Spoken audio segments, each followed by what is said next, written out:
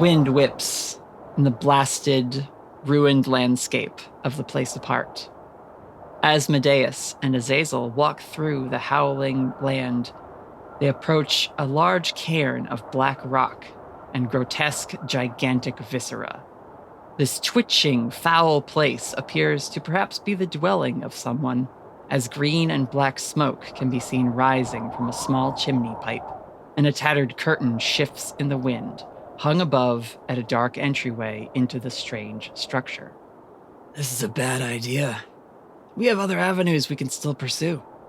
Your strategy and resources have failed us, and my patience is long since spent. It's time we return to a more direct approach, and the exile is a master of their craft.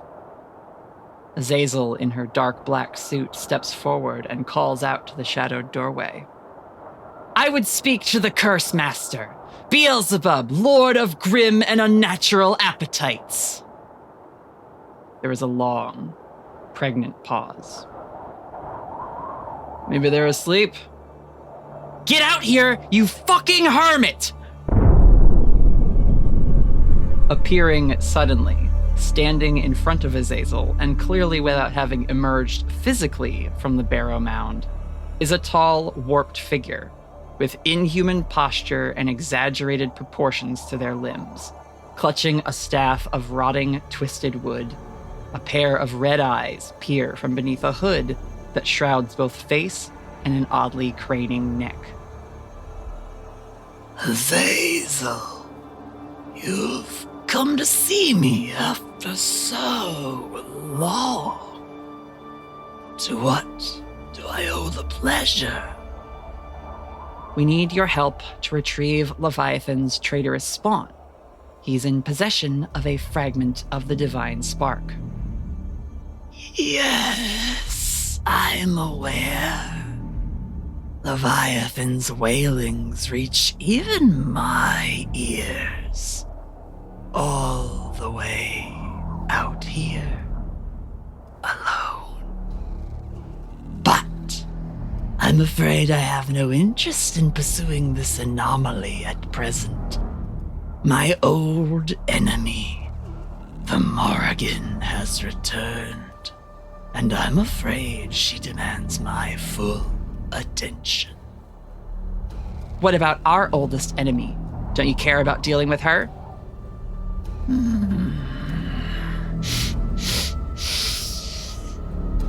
Several hands make pensive, thoughtful gestures, as if working out a math puzzle, and scritch at the tattered cloth shrouding this figure. Aiden. Yes. I saw our sister recently. She was distressed. However, I do not share your particular obsession with our older sister. I'm sorry, Azazel, but I will not lend out my creations to be hurled at the first light, like sacrificial kindling. Your errand is foolish. Listen, you creepy little shit. And Azazel goes to grab at Beelzebub's cloak, but as soon as her hand grips the material, it begins to disintegrate into shreds, and Beelz is gone. Their voice echoes on the wind. Leave me alone. I must continue my work. Azazel screams in frustration, and lightning strikes down, engulfing her and Asmodeus.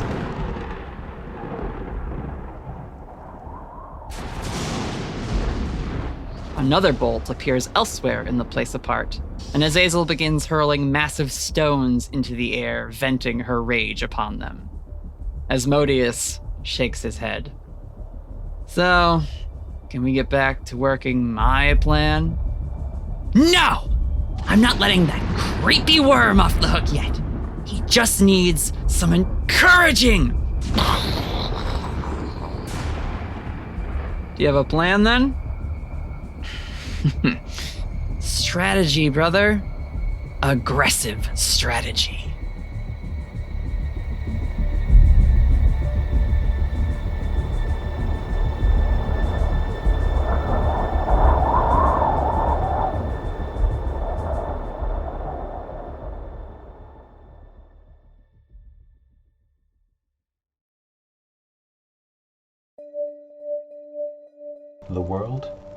is full of wonders. Magic is hidden in small moments. And monsters could be hiding just out of sight. But if you're looking to find them, adventure is waiting to happen. You never know who you'll meet along the way. We are the Storyteller Squad.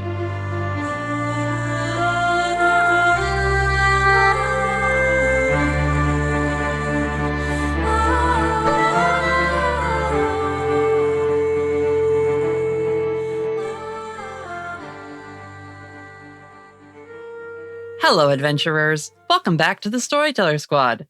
Thanks for joining us for more Monster of the Week. Before we begin, let's check in with our heroes. One would think, after all these years of wanting to go to carnival, that'd be a blast, but nah, it's just business. I'm Hugo Rashad. Hugo, you hurt me. You hurt me all the time. I'm Agent Whitaker, and looks like it's time for some good old-fashioned agenting. all I have to do is walk up to that teenager over there and tell her that we met on the internet and that it's totally not weird. This is fine and normal. Oh boy, I'm Raven Eugenia.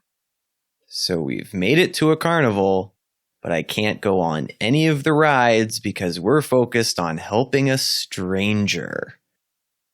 What have I gotten myself into? I'm Damien Angelo Edgecrest. Hi, I'm Maddie. No, wait, I'm Quinn. And I'm high on cold medicine. This is Felicity Starnbrook. Oh no! I want to recycle one of Raven's old intros. All coherent thought has just left my brain. Do it. That's a good one. Oh boy. I just did a whole prologue, so I don't have an intro. I'm Aiden Brightwood. Let's have an adventure. Last time, our heroes discussed with their friend Aiden that they were worried about her and her dwindling powers. There were discussions about potential ways to remedy that situation, but they also agreed they needed to keep moving. And so, thanks to a tip from someone on Raven's blog, The Grimoire, Maxwell, a fairly prevalent user, mentioned a missing persons case in Pecatonica, Illinois. And it just so happened that Damien's old friend Ellie Hicks was headed there for the Winnebago County Fair. Seizing the coincidence, our heroes headed that way, allowing Ray to attempt a semblance of normalcy and work the fair with Brad and Ellie, while the rest of the hunters set about looking into the missing case of Cassie Mayer, a local high school student who disappeared a few days before the fair and who actually had pieced together could be related to a series of disappearances that have been going on around fair time for the past few years. Once they arrived, the hunters split up into pairs and began to question the locals and attendees of the fair as to details on the case and the persons involved. Felicity and Raven perceived that some of the carnival folk are indeed supernatural, as they met James the satyr working one of the rides. Aiden and Whitaker questioned a local 4-H troop leader about Cassie. They were told that she was an upright student, an all-around, straight-edge kind of person, and that her community is very worried about her having gone missing, but that there have been no leads since seeing her last a couple nights before the fair officially opened. Damien and Hugo explored some of the more colorful carnival attractions and went through the traveling menagerie of Dr. Leland Loveland, PhD, a house of mysteries and odd attractions, which seemed to mostly be a facade. However, one particular exhibit within the menagerie struck them as a little too real to be faked. And then they went to get lunch and discovered that Maxwell works at one of the fair food stands and now have at least a way to approach them and talk should they feel it's necessary to engage with this online purveyor of the supernatural. And that's where we left off. You guys said you all wanted to congregate at the food area and share what you've learned with each other and come up with a sort of plan for the rest of the afternoon. I believe Hugo was having a meal with James after having picked up food. Yes, that's correct. You guys had sat down to eat with James after having a bit of a weird encounter with him earlier. If you want that entire interview and conversation can happen in the background while everyone else does the stuff that matters. We could pick up with you talking to James. What do you ask him? He's like digging into the pork sandwich you ordered for him, so he's happy to like mumble some answers as you pry him for information. Insert random questions about the history of the fair and what it's like being carny here. Oh, okay. It's mostly just to distract him, and so. Gotcha. Okay. He tells you that he's part of the circuit that does the fair here, but then travels to another county and does that fair in 3 weeks, and then on and on and on throughout the whole summer. And he's been doing that since he was young 20s. He's just sort of ingrained in a particular group that does this, like I said, route together. Also, for our listeners, it's been 3 weeks since we recorded, and in that time, I worked on a very intense project related to this podcast, which may be a secret for now, but if I'm a little forgetful, that's why. Had you guys revealed that you, like, knew he was supernatural? Specifically, Hugo and Damien. Hugo and Damien don't know. Okay, so you were just talking to this carny to talk to a carny. Yep. Fair enough. Then yeah, that's all he would say, I guess. You had followed him because he had whispered to Dr. Loveland earlier? And to get away from the cops. Right. The security on motorbikes. So Damien has been sending selfies to the group chat, which at first glance, a person would just say, okay, I guess he's sending selfies. But he's doing it strategically to show the group, oh, hey, Hugo's talking with this guy. Hey, this is the person who's working at this food truck, in case you wanted to go speak with them, because I recognized them from our earlier investigations. So keeping everyone up to date. I like that. It's sort of framing them with like a peace sign, so their face is between your two fingers every time, or like pointing, but sort of making a little photo frame around them. Exactly. Yeah, that's cute. There's one of the squonk, too. Does Loveland allow photos? Or do you just send a picture from when you went through? Yeah, if I can retcon a quick pic. I feel like I probably wouldn't be able to pull off a full selfie. I feel like that's a no cameras allowed zone. Yeah, it's pretty dark in there, so like it's not a great photo, but you can have like the small backlit outline of the squonk that you send as a picture. It's just blurry. It's like half in his pocket. Yeah. Thumbs partially in the way. What is that? Did you mean to send this one? 100%. What are our other hunters doing then? Meeting up for lunch, perhaps? Yeah, I believe there was a plan to meet back at the trailer, and I think once we see that Damien and Hugo are talking to James and all that, I think we'll change the plan to everyone reconvene in like the food area. And maybe like get a table near Hugo and Damien so we're not like immediately interrupting while he finishes up with James. Yeah, you can like sit somewhere where you can at least make eye contact and like a little wave or something, some hand signals if you want. That's fine. Like I said, this area is just like a bunch of picnic tables at the end of the fairway that is lined on both sides with food trucks or stands. Some are selling, like, it's an all cotton candy place or like a popcorn and lemonade stand or like... Felicity goes to the all cotton candy place. Okay. I had a feeling. Yeah, sure. You can get some cotton candy. I'm getting cotton candy. What Describe color is it? the vendor. Yeah. Are they supernatural? My cotton candy is obviously pink. Mm-hmm. Best flavor, pink. Of course. Does it just look like Felicity's hair when she holds it up next to herself? That's cute. But like pink, just like the same style of like holding it in front of her head. Like, what? All right. Pulling out the sketchbook. This is my in-game excuse for acting like I'm on cold medicine. I'm just gonna be sugar high. Sure. Yeah.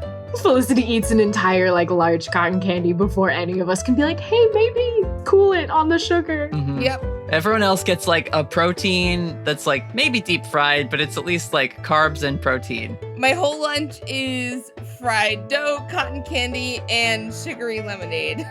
What'd you have for lunch, Felicity? Cotton candy. Oh god, that's so Felicity. Beautiful. Don't go on any rides right after this, please. Yep. This is just a question. Funnel cake or elephant ear? Elephant ear. Actually, what would be available at this fair? Isn't it like a regional thing?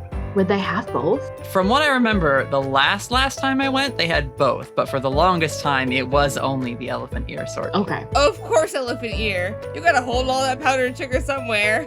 If you get funnel cake, it just falls right through. Mm-hmm. But yeah, you guys grab some food. Whitaker and Aiden, you guys can arrive a little bit later. Are you going to sit with Felicity and Raven or get another separate table? Whitaker will sit with them to share information and all that. Sure. Whitaker is not having carnival food. Disgusting. Whitaker packed a turkey sandwich from home. That is correct. Some carrot sticks.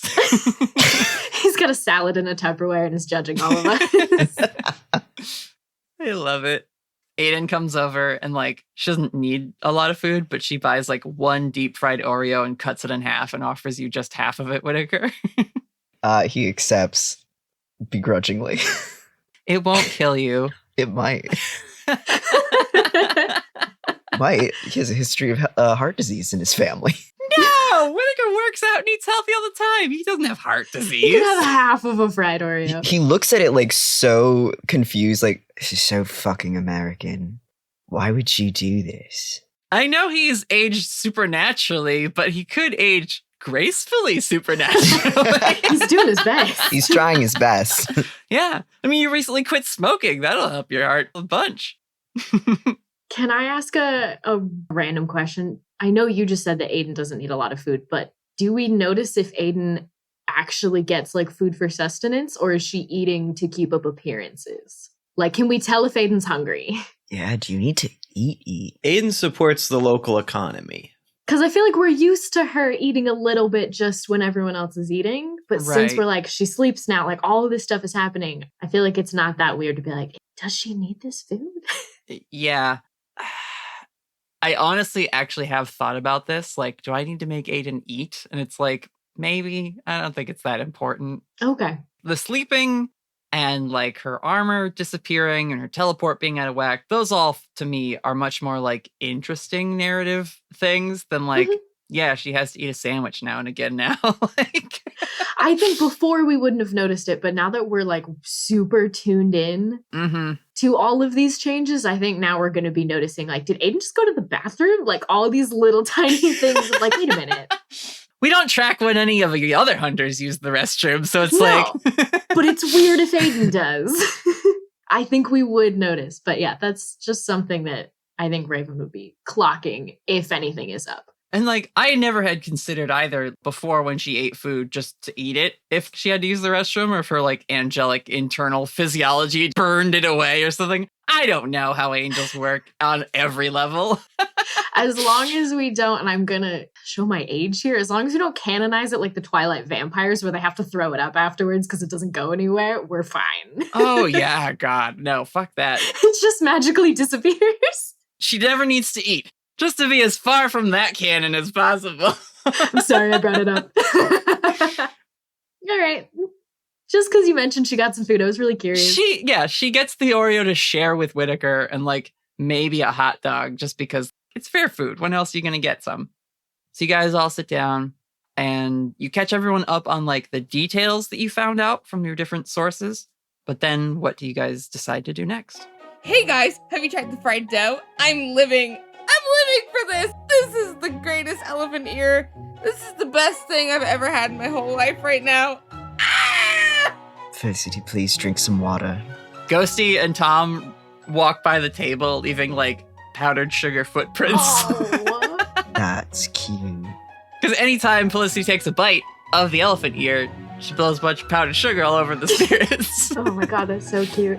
I kind of want to try and see if there's any of those like carnival game stands within eyeshot. One of the ones where you have to like use the hammer to hit the thing or like some kind of physical activity. And I want to point Felicity in the direction of it. Like, hey, why don't you go try that one for a little bit? Okay.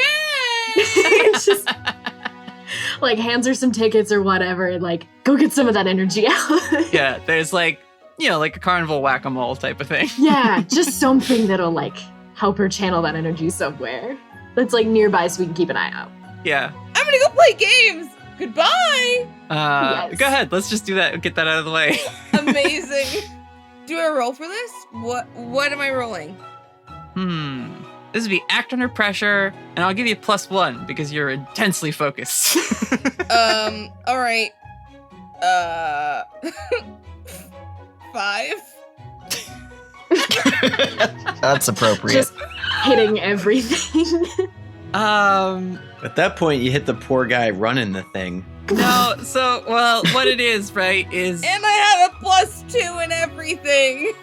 there's like the sequence of Felicity like taking the tickets, thanking Raven, and going over to like that area to like play that game, and then handing the ticket over, and then like there's an anime thing of like ha ha ha ha, like hitting every single one. But then we cut to reality, and it's just Felicity sort of like vibrating, holding the thing in the air, and like eyes twitching and like not able to like follow when the things come up or drop down.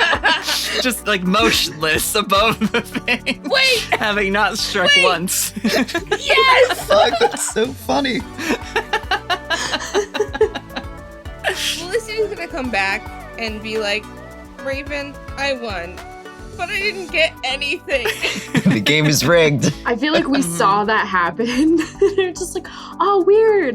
Aiden sits down next to you, Felicity. Actually, you won this, and hands you a bottle of water. Nice. Oh my god. Amazing. I love that. I love that for me. So good. Yeah.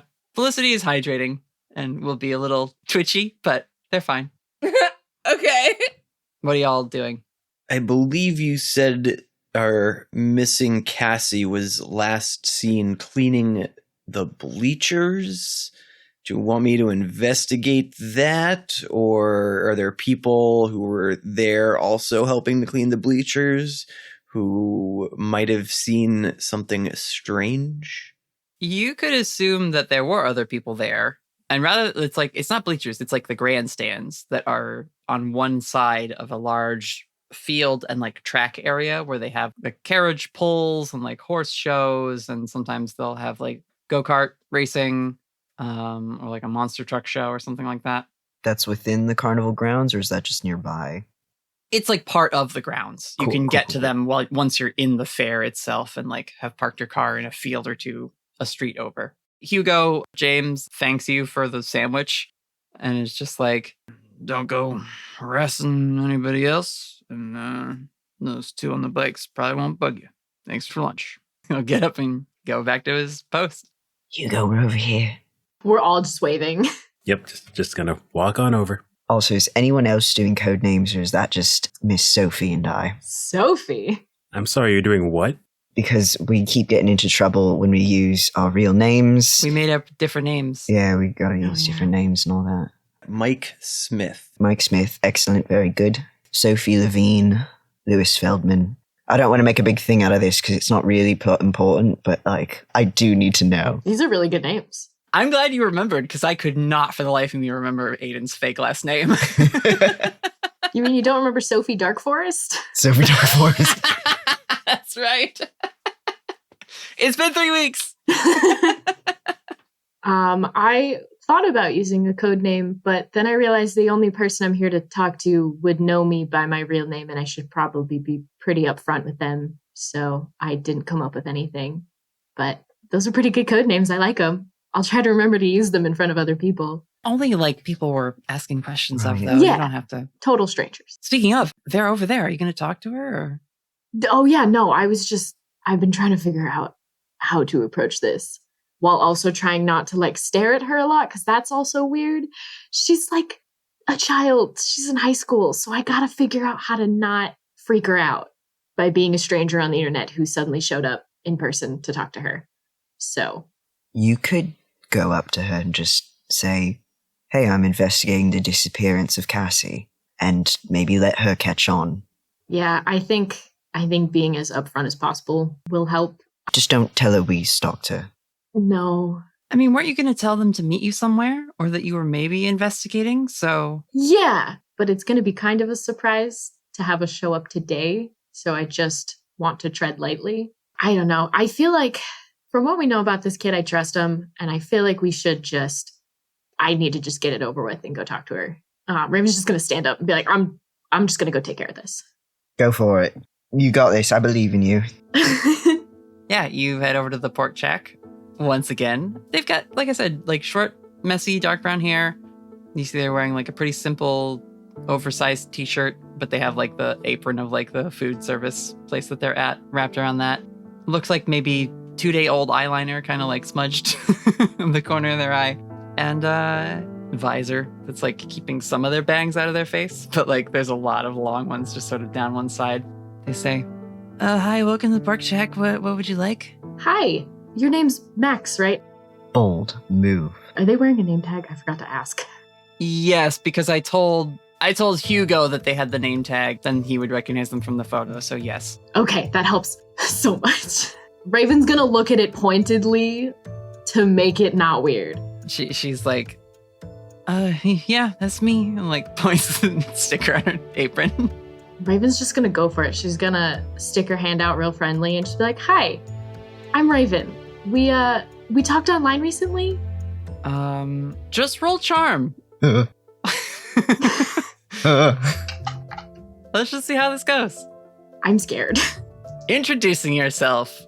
The most terrifying thing I've made this group do. I don't think you understand how many times I have thought through this moment, and every time I'm like, I'm overcomplicating things. I rolled a 10. Nobody panic. There you go. Okay. Just straight to the point. Super like friendly and open body language. Just go for it. Okay, so they awkwardly at first like go out to shake your hand when you extend it, but once they like put together like Raven talked recently online and their eyes go wide. Oh my gosh, this is like, whoa, this is so totally, wow. Hi, yeah, I'm Max. Piper, my friends call me Max. You can call me whatever. It's cool. Never mind, that's stupid. What? I'm on my shift for like another hour. I could talk to you after? Yeah, no worries. I didn't want you to take off after your shift without me saying anything. I'm here with my friends. We'll just be around if you want to. We can grab a picnic table and talk. Yeah. I'm just here for the lunch rush. Oh my gosh. Wow. Jeez. Sure. I'm gonna lose my mind. Sorry, I didn't mean to scare you or anything. I know it's really last minute. We said we'd be in the area and then we found ourselves here, so. I'm not scared. This is just crazy because like, I have so many questions. I know it's a lot. Wow. I'm gonna go like wash something. She like turns around and goes back like into the interior of the little shack. Raven's just gonna call it like, see you later. Somebody else steps forward and it just like gives them a weird look.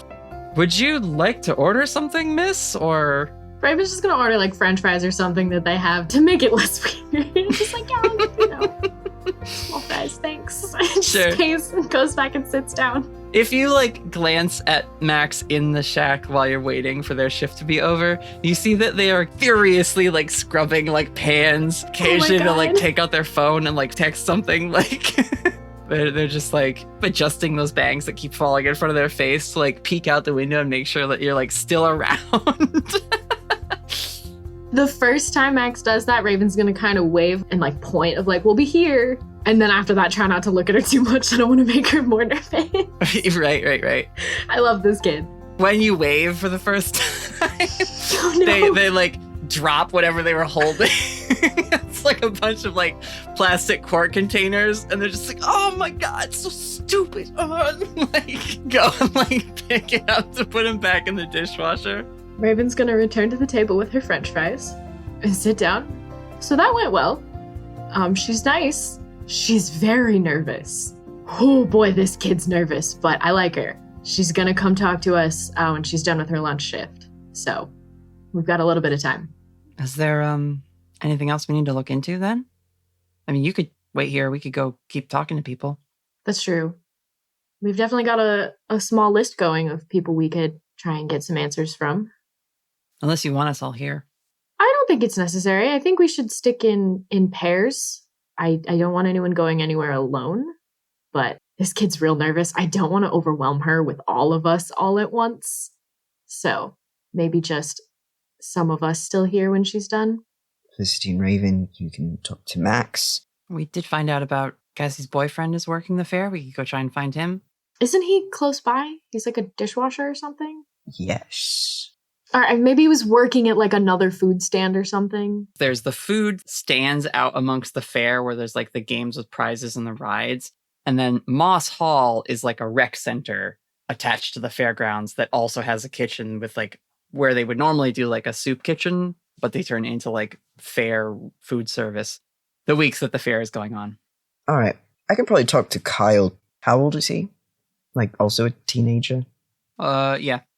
Cool. Yeah, these kids are like 16 or 17. Yeah, I didn't do the math, but Cassie, the missing girl, just recently graduated, and her boyfriend Hunter is in the same class as her. Max, I don't know if you were... Well, you did kind of a deep internet stalk of them, and they just finished their junior year, so they will be a senior in the fall. Yeah, I don't think we know Max's exact age, but we know she's a high school junior. Then again, if we found her Facebook, she probably has her birthday. Who knows? We'll have to see when you talk to Max how like smart they are about their personal information. Gotta talk to that kid about internet safety. Yeah. Well, since Kyle Hunter is nearby, I can go talk to him. Does anybody want to join me? I can come with you again. We could get our mileage out of these fake names, right? Oh, yeah. Aiden will look to Hugo and Damien. What'd you guys find out? Not much. I feel like we're going to have to save a squonk at some point, but... A what? A what? The picture I sent you of the squonk. This dark, fuzzy image of nothing? That's what that was? Yeah, I'm going to be honest, it was a little blurry. Oh, did it not? Ah, shit, you're right. Okay. I don't know how to describe a squonk. Damien, how relevant is this? No, let him finish. Okay. What's a squonk? I'm curious now. Okay, clearly the squonk is going to be a lower priority than a missing human being, but I know that you take one look at Loveland's little miraculous menagerie, and you're going to see the squonk, and you're going to say, oh man, we have to save this poor crying... I mean, you wouldn't say ugly creature, but I can say ugly creature. Factually accurate. On the list of things to do, we're saving a creature called a squonk. Okay, Ali Springer. Ouch. If anyone who didn't go wants to go see the menagerie, you could do that too. I'm not going to stop you guys from just going to the same attractions. I'm not on vacation. You might be. I'm not. I was going to say, I feel like at some point, after hearing that, Raven and Felicity can swing through the menagerie at some point. Okay. Maybe, yeah, we'll do that right now while we're still waiting for Max to finish their shift, and then we'll come right back. Fair enough. Hugo and I can go check out the grandstands while Whitaker enjoys his retirement. Damn! Oh, fuck! Get this man some ice! I just hurt my throat with that laugh. Jesus. Oh, no. God. All right. Let's follow Damien and Hugo to the grandstands first. They are essentially bleachers seating, but they have like a big concrete base that the seats are actually on and a big tin vaulted arching sort of covering so that you could sit on them if it were raining. Like I said, they're facing this track area where at this point in the day, there's some little kids riding ponies as like the kids who raced ponies that year kind of exhibition. And there's people just sitting in the stands. A lot of people come here and just like eat while watching whatever's going on in the main stage. What do you do to look around? Or what are you looking for? I guess I should ask. People who look like they work there. Should probably investigate with the people in charge who would know about the other people who have worked there. Sure. Fair staff are denoted by a very bright neon type of t-shirt that they're wearing that says like County Fair on it, or they have like one of those yellow vests that say staff. And there are a couple of people like that, just sort of milling about. They're like picking up abandoned plates and cups and things and like throwing that away, or they're offering directions to people being like, where's the hall with all the pigs? Or like, I want to see my cousin's gerbil exhibit. Where do I go for that? Directing people just around the fair. Perfect. Hi, I'm Mike. I have a question for you. I found a credit card on the ground a while back, and it belonged to a Cassie Mayer, and I was told she worked here, so I don't know if you knew where she was, if she was still working. This is an interesting tact. Roll luck, then charm. Just roll 2d6, and you can add half the luck you have unchecked. So if I have 2 luck unchecked, You would just then add I 1. get to add 1 point, which is just enough for 7. Okay. Mixed success. So I'll say this takes you a while, because it would be kind of weird if like the first person you went up to and was like, hey, Cassie Mayer, that they'd be like, I know who that is. But you ask this of a few people. If you give the same story every time, it's a pretty benign sort of thing. Go ahead and roll charm just to make sure you don't get into trouble by lying about having a credit card. Shit. Okay, that 6 sticks. Hugo, do you want to help? This is hilariously probably the worst thing for him to try to help out with, but sure. Let's see what happens. I have no idea how you would actually help in this situation, though. I'll present the problem in a second, and then you can decide how you're going to help with the failure result that I have in mind. 11. 11. All right. So, Damien, you wind up with a mixed success, but I'm going to say that you and Hugo are going to have to work together to sort of respond to the issue I'm going to present to you. So you go around, you ask a bunch of people. Most people don't know what you're talking about. A couple people are like, just take it to Lost and Found over at the like general kiosk at the other entrance to the fair. Or isn't that missing girl? Yeah, I would report that. But eventually you do get to a younger looking guy. Now it's important to note, you don't have her credit card, and you probably don't have a credit card with that name on it either, considering you dumped most of your hoard. Yeah, Cassie Mayer is not really a snipe poaching sort of name. The chances would be minuscule. Point being, this person you asked, they look a little younger. They might actually be like a volunteer high schooler or something. And they say, oh, I know Cassie. Well, I was in her class. I can give it to her folks. They'd probably want it. And they're asking you to like present this card that you lied about having. It's like, oh, well, are their parents there? I mean, no offense. I don't want to, give someone's credit card away to a stranger. I'm sure you understand. They say, that's fair, I guess. They pull out their phone. They start scrolling through some contacts. I've got her address. If you want to go to her house and give it to her parents, they're probably home. That is so helpful. Thank you so much. Let me just write that down really quick. We can say that Hugo, I guess, you're just a reliable looking dude. It's a comforting energy. Just 2 pals at the fair. They found a credit card. They're trying to bring it back to someone. Anything else you want to investigate while you're around? Or do you have a new lead to follow that you want to go pursue? The family is a potential lead, though I feel like while we're at the carnival, if there was anyone else that seemed like they had known Cassie, though I feel like the last person we talked to was the closest one we were going to get, because if we had bumped into anyone who had last seen Cassie working the day she went missing, that would have happened along the way. If Hugo wanted to ask this person, oh, your friend's missing, as a way to like get more information out of this person, that could be part of how you like deflect away from credit card talk into like, oh, they're missing. That's very interesting. What. And that's what happens. Come, give me the dialogue at least. I'm joking. I'm sorry. Wait, so you said that this Cassie person is missing? Well, she missed a couple cookouts we were going to have as like a graduating class together. Nobody's seen her since the 4-H troop came and like cleaned up the grandstands. That's weird. Wait, were they cleaning up like this area? Yeah, because like they have baseball games and like truck rallies and stuff. People they leave junk all over the place. Huh. So they go through and just collect all the trash, sweep the steps, get everything like cleared out for fair day. They actually do it every night, but they take shifts. So Just by themselves? Because that's a lot of work. well, there's usually like 4 or 5 people doing it. Huh. This is probably going to sound kind of weird, but do you know if any of them are around? Well, I mean, I'm kind of on my shift right now. I think the people who were also there that night, Julie's walking around.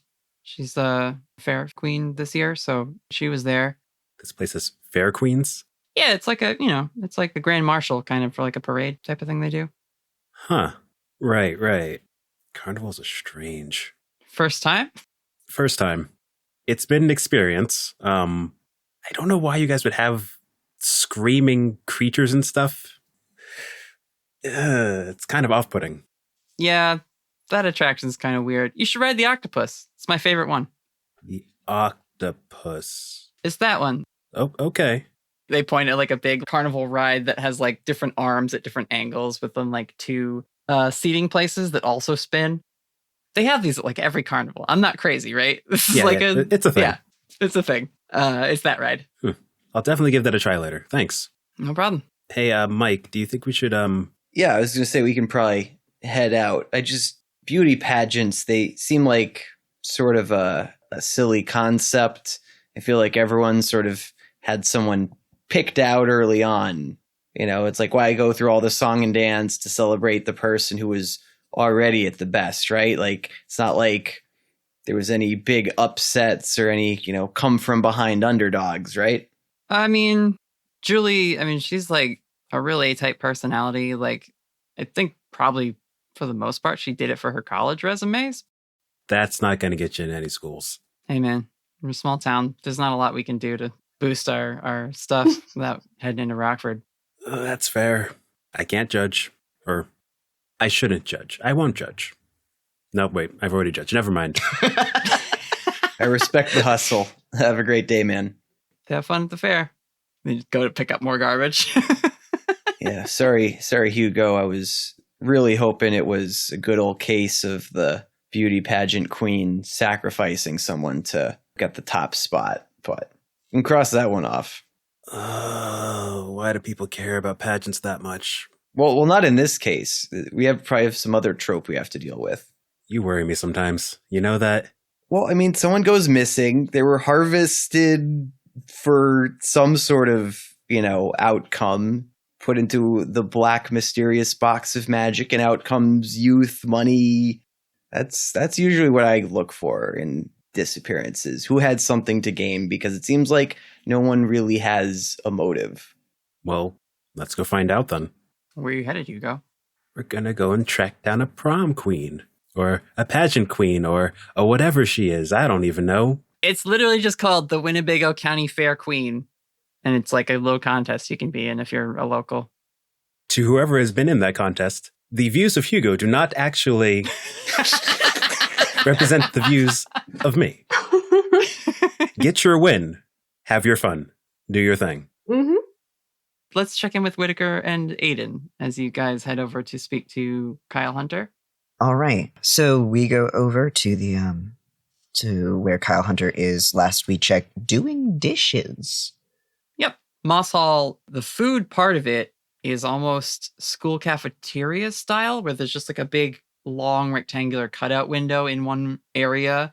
And beyond that is the kitchen. And there's like a door to get in there, but that's all closed off to the public. Sure. And people just come up to this metal counter to like place their food order, pick it up, get ice cream, burgers, whatever else they're serving here. Sure. So we're going to go up to the window and... Aiden will stop you before you guys like make your approach or like while you're in line. And she says, so are we going with like the detective cover story? Or... I think so, right? Because, okay. Listen, we were all teenage. Well, you weren't. We were all teenagers once. And then if an authority figure sort of wants to talk to you, you kind of tend not to ask that many questions. So I think detective route is kind of the way to go here. Do private eye, not detective. That way you're not a cop. Subtle, but private eye is always cooler. Yeah, I don't think Whitaker can pass for a local cop. Not even a little bit. So you get up to the counter. There's a young girl with a bunch of freckles and like blonde pigtails. Again, one of those like little visors and apron on. She says, welcome to Moss Hall. What can I get you? Hi, sorry, I hate to be a bother, but is Kyle Hunter working back there? Yeah, he's in the dish pit. Do you mind if you send him out so we can talk to him real quick? Who's asking? Louis Feldman, I just wanted to ask him a couple questions. He's not in trouble. We just had some things we wanted to ask him. All right. Kyle! And you hear like some pans and like water rustling. Kyle Hunter! Like yells a little louder over the noise of the kitchen. What? Some people here asking you some questions. Probably about Cass. And you hear just some slow footfalls. And coming out from like the side door is a tall guy, pretty square jaw, just like overall broad-shouldered. Definitely like has hit his final growth spurt. He's one of those high schoolers that doesn't look like he just graduated high school. He's got like a little 5 o'clock shadow going on, and he says, I'm Kyle Hunter. Who are you? You want to take a break from dishes and come out here and talk with us? You guys like with the police or something, or? We're private investigators. Okay, yeah. I already gave a statement, but I can answer questions, I guess. Yeah, you're probably going to be hearing a lot of the same questions again, and I'm sorry about that, but we're just trying to be thorough. Roll manipulate someone. Why? Why would you make me do this? It's a 9. Aiden, you want to help out? You want to put the soothe on? Ooh, I don't like that face. Cal's just like, you're a cop, and runs. Aiden gets a... Oh, wow, really? Damn, Aiden. I forgot I'd been upping her stats in order to, like, not give her any new powers. She got a 10, surprisingly, given her roll, because she has a +3 cool right now. Whoa. Yeah, it's her other maxed out stat. Cool girl. You, Whitaker, are a little nervous approaching this person to question them, but you suddenly start to feel, like, much calmer about the whole situation. And while she doesn't glow, you can sense Aiden is, like, exuding her angelic presence to, like, get this guy to not be so on edge about being questioned. And so that helps in your argument. He will not be as guarded in his answering the questions. He'll kind of gesture towards the door, kind of loud in here. You want to go outside or something? Yeah, let's sit down for a bit. Okay. He hangs up his apron, puts it on a hook near the door. Kelly, I'll be back in like 30. I'm taking lunch. And so you guys go outside. There's some benches in the shade of a tree you can sit under. And he just kind of sits hunched over with his hands clasped together, looking at the ground. Glances up at you with a gesture and is like, okay, how can I help? Just for the record, I'm not with the police. You're not in any trouble with me. I'm just investigating this on behalf of some very concerned people. Cassie's parents hired us, so we're here to look into where she might have ended up. We heard you two were dating. Yeah, tell us about what was your relationship with Cassie Mayer? You don't want to ask leading questions, Aiden.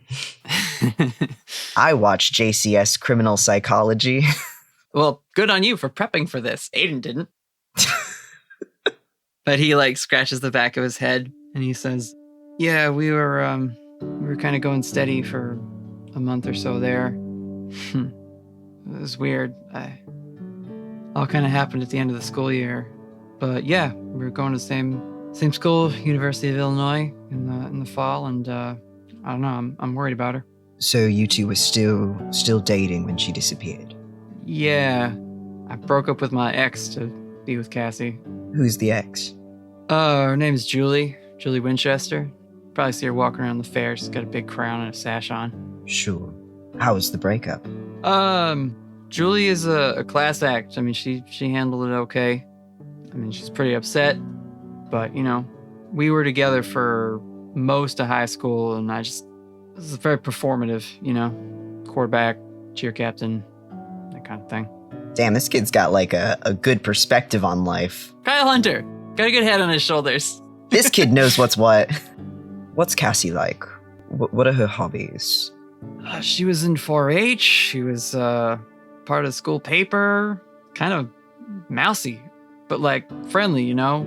Got good grades. Really nice to people all the time. I don't know. You know, it took me a while to realize I was being an idiot. He just kind of gives you like a look of like an awkward teenager being asked to like confess how he feels about this girl who's missing now. Oh, yeah. All right. I'm sure the sheriff's asked you these questions before, but When was the last time you saw Cassie Mayer?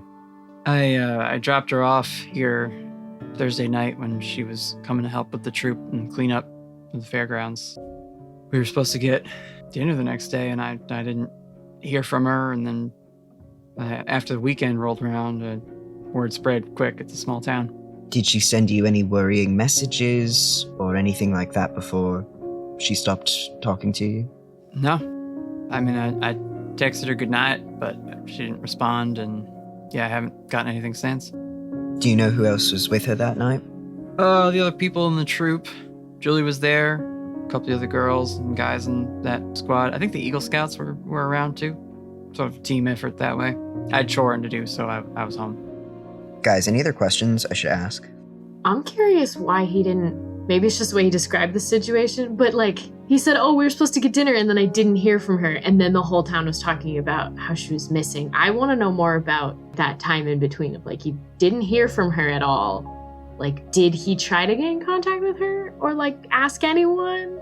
Yeah, obviously would have reached out, and people would be like, I thought she was with you. I thought she was with that person. They've also been only together for like a month, which... They'd only been together a little while. Like, her parents Yeah. might not have reached out immediately to tell him or like ask him where she was. Like, she might not have even told them.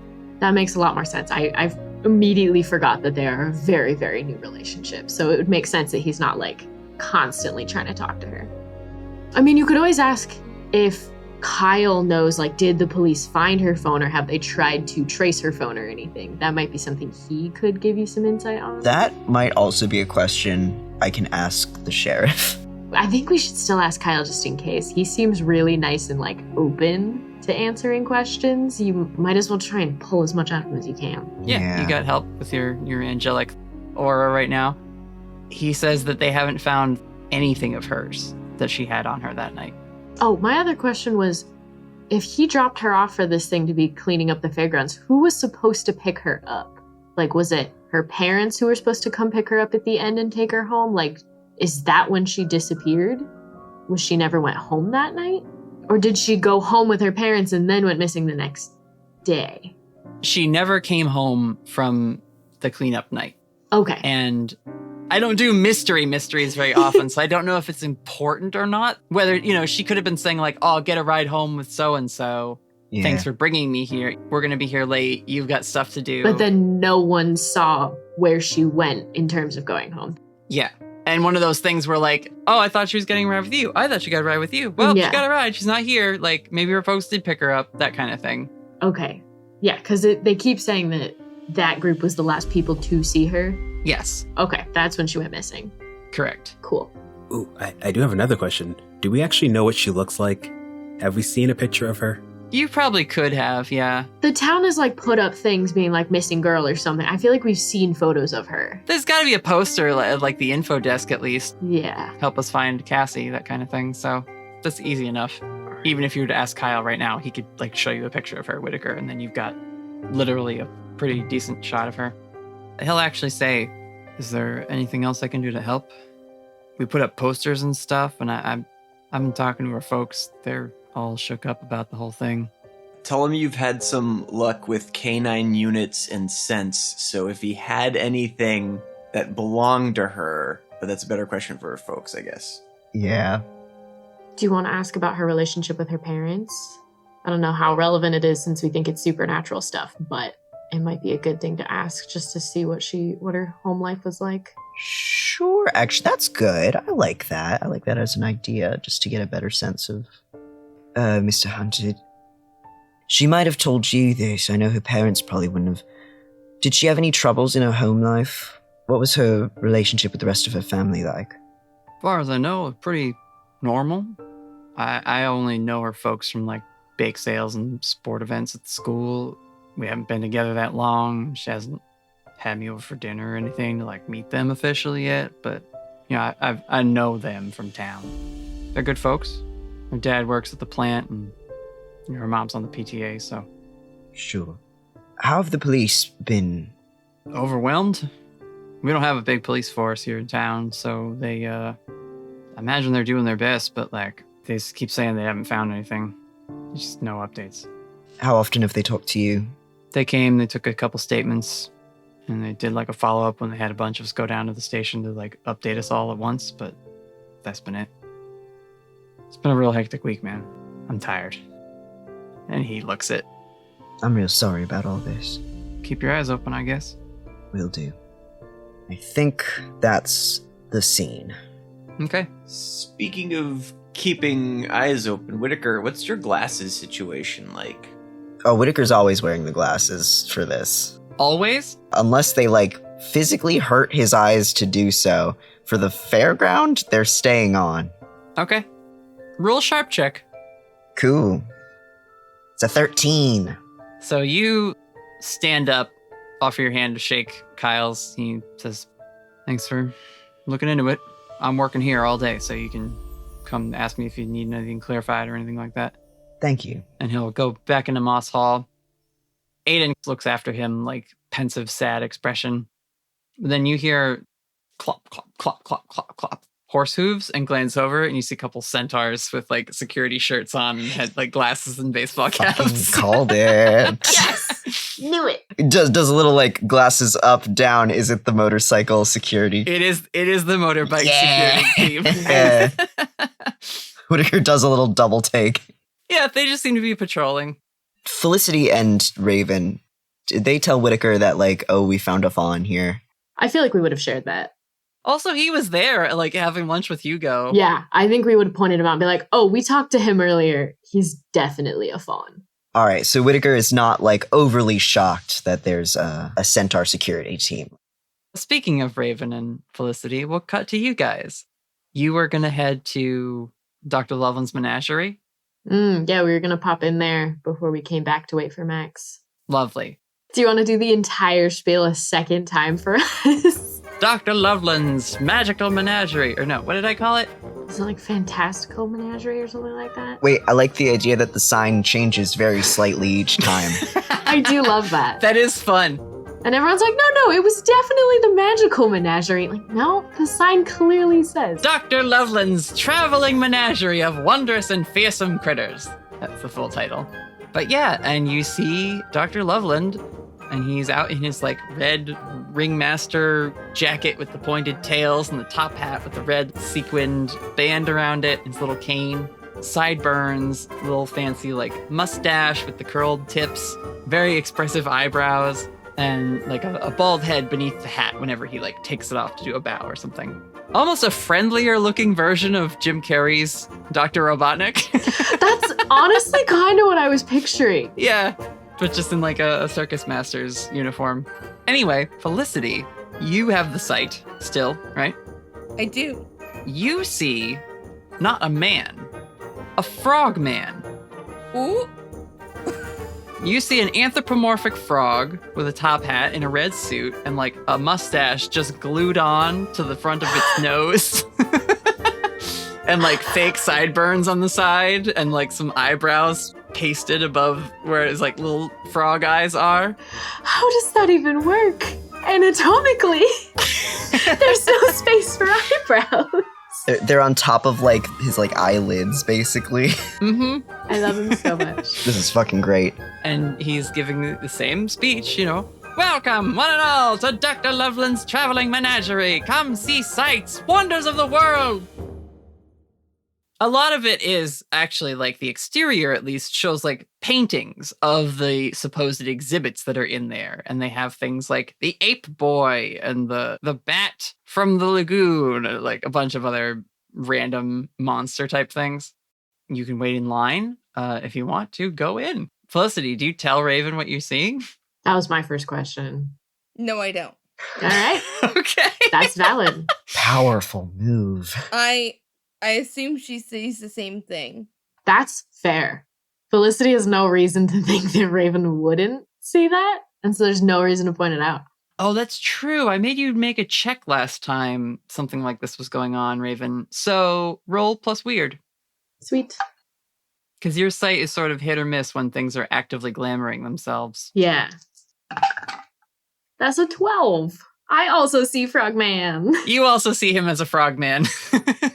In that case, then, I think Raven's gonna, like, gently kind of nudge Felicity and, like, gesture towards him and be like, wow, get a load of that guy. Oh my gosh. He's a little frog boy. It's kind of cool. Yep. He's something. See, I don't like him as much because I feel like he's harboring a mystical creature without its consent. We don't know that yet. That's why we're here. We're investigating. That's true. Let's go. Let's go. Let's go see the squonk, and they'll head inside. You guys wait your turn in line. You hand over tickets to the people at like the register, or not the register, the like check-in place at the line. Dr. Loveland goes in with like 2 groups ahead of you. It's a fair. There's a lot of people here. But when your group finally goes in, you see much the same attractions that Hugo and Damien saw. There is like a jackalope that's like taxidermied together, right? And it's just a rabbit with like deer antlers on it. Ew. Wendy looks distastefully at it. Yeah. Wendy just shakes their head disapprovingly. Terrible craftsmanship. It's not at all what they look like. No attention to detail. You see there's like a bat with like an anglerfish stitched to it in like a dark enclosure with like a Christmas light in like the place where an anglerfish's little bulb would be. Like, again, it's just one of these hokey shows. But then once again, towards the end, you get to the little pen and you see the squonk. This wrinkly, boil and wart-covered, horrendous-looking, pitiful creature with these like big saucer eyes with like just the sheen of tears constantly on them. And this little like very short tapir elephant trunk kind of thing and like a quivering lower lip. And they're just like sitting on their back haunches with their little like hooved feet in front, just going like, Oh my god. I love the squonk more than anything. as soon as like people come around the corner and they're like, oh my gosh, what is that? And Dr. Loveland is at like the front of the tour. Behold, the squonk! And just, and they start crying again and begin to melt into a puddle. Oh my god. Felicity's gonna crouch down. I'm gonna crouch down and I'm gonna look at it and say, hey buddy. Well, it is now a goopy puddle, and Dr. Loveland is trying to like usher everyone to leave, because you'll recall this is like the finale of the thing after all the smoke and mirrors type stuff, where it's like, ooh, actually a little thing to have you walk away leaving and questioning whether anything you saw in there was maybe real or not. I'm still talking to it. If you're kneeling down being like, hey, there's just sort of like a bubbling, popping sound as like little air bubbles pop in the squonk's puddle form. Is there a curtain nearby I can hide behind? It is a fairly dark place. You could, I mean... Just somewhere where, like, the frogman won't be able to see me? Mm-hmm. Act under pressure, then, to try and hide. Okie dokie. Are you telling Raven you're gonna do this? Or are you just vanishing? Are you, like, gonna tell Raven about this plan, or are you just gonna hide? I'm just gonna hide. Okay. Oh, no, wait. How'd we do, Quinn? I got a 6. Okay. So you go to like hide around a corner, and Dr. Loveland clocks it right away. He says, excuse me, miss. I'm afraid you'll have to ask you to leave. Tour's over. Must get the next group in. Right this way. And like gestures towards the door. And Raven, you now see that Felicity was gonna like ditch you and try and hide. I feel like had Felicity succeeded, I was prepared for Raven to like roll with it and just walk out. Yeah. But she got caught, so. I have a couple of questions, Dr. Loveland. Absolutely. Come right this way. Happy to answer any questions. Again, gesturing very strongly like, you gotta go, kid. I would actually like to ask the questions in here. I'm afraid that's not how the tour works. You see he raises his cane with like the white tip to it and twirls it in the air. And Felicity, you remember sparkles? And suddenly you and Raven are outside. Whoa! Whoa! You see he is already at like the front entrance of the menagerie, giving the forward to mystery and the unsolved beyond, and like taking another group into the tour. I still want to talk to him. Can I walk up to Dr. Loveland? Can I ask really quick, when we saw the sparkles and like appeared outside, did anyone look at us weird as if we had just appeared there? Or do we think this was like we were like walked outside against our will, did anyone look like, oh my God, those people just appeared? No one is looking at you weird, and you're like behind the building that the menagerie is like set up in.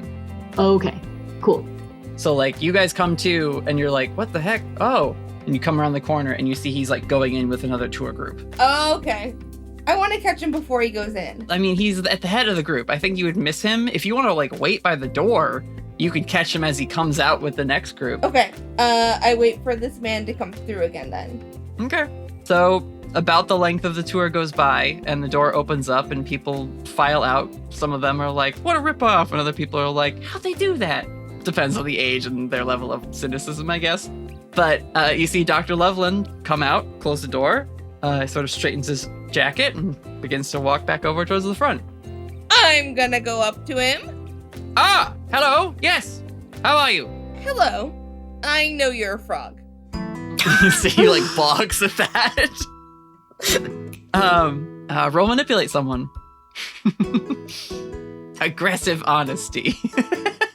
When we were watching the stuff with the squonk, did specifically like Raven and Felicity, do they know if that was real or if that was like a trick? Because I know it was kind of up in the air if we didn't know if it was real. Like, because we kind of have the sight, would we be able to say like, oh, that was actually a creature, or like, no, that was a special effects trick?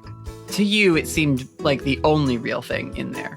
Cool. I just wanted to confirm. And the fact that you can see that he is a frogman confirms that, like, there's some connection here to the supernatural. And the thing melting when it does not look like an animatronic, that was a very convincing trick if it was a trick. But you're pretty sure it was real. All right. Raven's gonna be kind of next to, kind of behind Felicity and just stay silent during this exchange. I got a 7. Okay. Felicity says, I know you're a frog. And he kind of tips his hat to you, Felicity, and says, my, that's quite an imagination, young lady. Well, perhaps, No, you're a frog. he says, well, if I'm a frog, I better hop back to the front of the line. Plenty of customers. No, I need to talk to you about the squonk. All right. You got a 7. I need you to say one thing that's going to convince him to, like, engage with you here for a minute. I'll tell literally everybody here that you're a frog man. Okay. Yeah, I guess intimidation is a means of manipulating. He glances around the corner and clicks his tongue, and you see the person at the counter who's got like a big sun straw hat on, perks up. He makes like some hand gestures and like mouths something to them, and they just nod their head and put like a little closed thing across the like entrance. Dr. Loveland is going out for lunch, so we'll be back to reopen the menagerie in 30 minutes. And he turns back around and he says, all right, you pushy little thing. What do you want? What do you need to know about the squonk? Why? What is it? It's a squonk. If you know about me, you must know about squonk, right? But I just don't know why you're keeping it in a cage. It seems so upset. It's not in a cage. It's for the show. It's part of the act. I love this guy. He like rips the mustache off his face, and he's like, this is an illusion, and like gestures at like the building. Oh, I love him. Okay, I just want to make sure that the squonk is taken care of. Yes, of course. He's like my best friend. Flonky is fine. Natalie, Yeah. is he telling the truth? He absolutely is telling the truth, Raven. Aww. Raven's gonna put a hand on Felicity's shoulder in like a comforting way of like, it's okay. Yeah, he opens the door from like the other side, and he's like, Flonky, get over here! And you see the like little like elephanty feet come up on the latch, and the little like tapir trunk open the thing, and the squonk just sort of saunters out, still with a quivering, trembling lip, like I love the squonk. And he's like, see, he's fine. Hello, squonk. Are you okay? Can he speak? Roll charm, Felicity. You can use your luck point on this if you have to. If you roll bad, I will also help out. I got a +1. I'm okay. I got a 4. I'm not okay. Raven, you can't help out a 4. I can't do anything. Do you want to use luck, Felicity?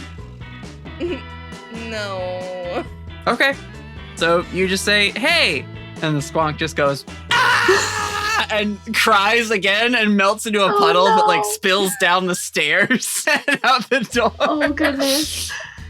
I love the squonk so much. Dr. Loveland is like, oh, jeez, look what you did. And he like holds his cane up again and twirls it. And again, little star sparkles come out the tip of it. No. And like, it's not at you. He's pointing and twirling the wand at Thwonky, and like they and sort of reconstitute into their form again. And he says, all right, you're fine. Go, places. So we're on in 15. And the squonk just kind of like nods and then goes back up the stairs and back into the pen and closes the door. It was a pleasure to meet you. And he turns around still like huffing and puffing and his little like frog like throat bulging a couple times. Now, if you're done harassing me and my employees, we have to get back to work. There's tickets to be made. All right, Frogman. I just had to make sure the squonk was okay. The squonk is fine. Okay. Goodbye. Okay, goodbye. Jeez. Thank you so much for your time, sir. I'm sorry we bothered you. Bye, Frogman. He has a name. I don't remember it. It's on the sign. It's Dr. Leland Loveland. My name is on the sign, literally. Thank you. But yeah, no, he's like, now shoo. Yeah, so the squonk is fine. He just seems to work with this frog man. We did it. We solved the squonk puzzle. Wow, we did it. Look at us. Spelling wise, for anyone who cares, it's THWONKY. Wonky the squonk. Thwonky the squonk. Oh. Raven's gonna text the group and specifically to Damien, followed up on the squonk. Everything's all good. He's well taken care of.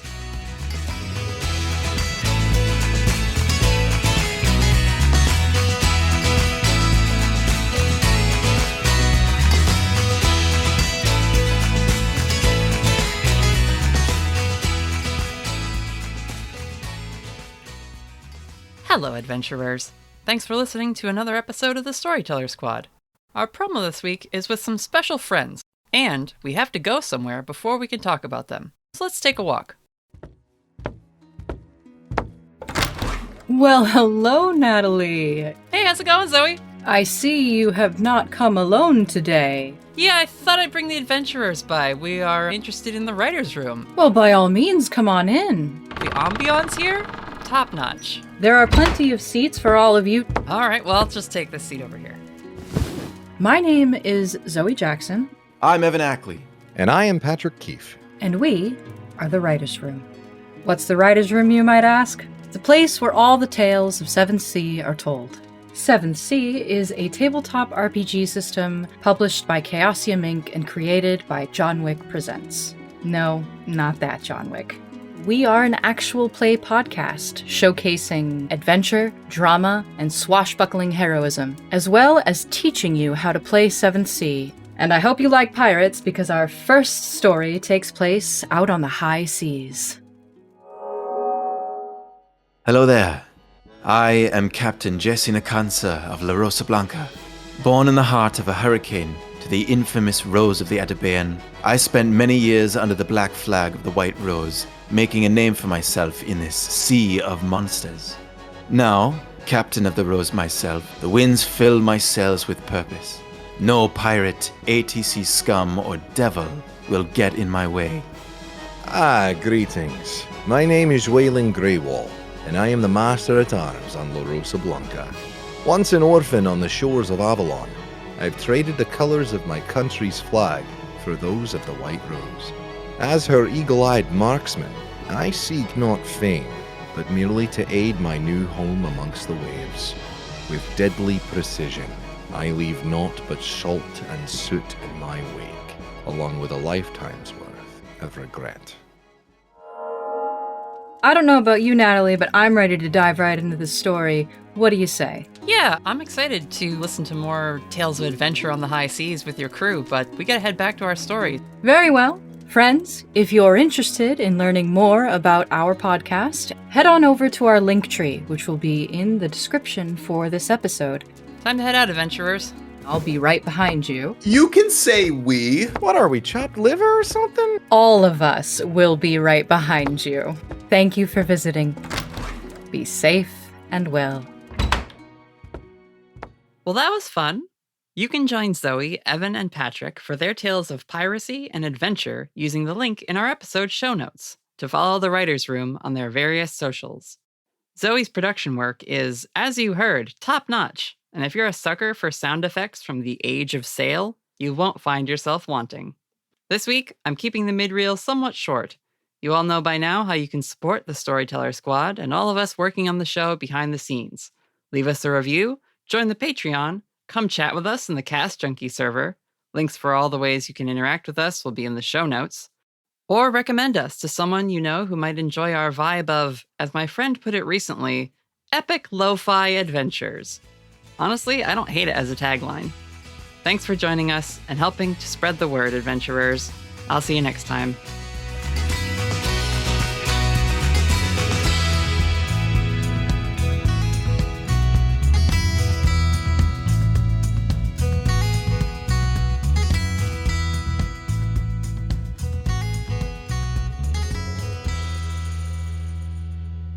We'll cut over to Damien as you check your phone. You get an email or a text from Raven, and you and Hugo are out on the hunt for a fair queen, right? Yup. Mm-hmm. Unless we had any magic we wanted to do along the way. Nope. We need a little bit more information before we get there. Just roll sharp. It's not really investigating mystery because you're just searching for someone, but sharp seems like the stat you would roll. That's a 3. Oh, good. Hugo, did you roll? Nope, but I feel like I should. I feel like I really should. Damien's distracted. There's a lot going on that's very tempting. Ooh, that's a 7. A 7 isn't much better, honestly. A 7 isn't great.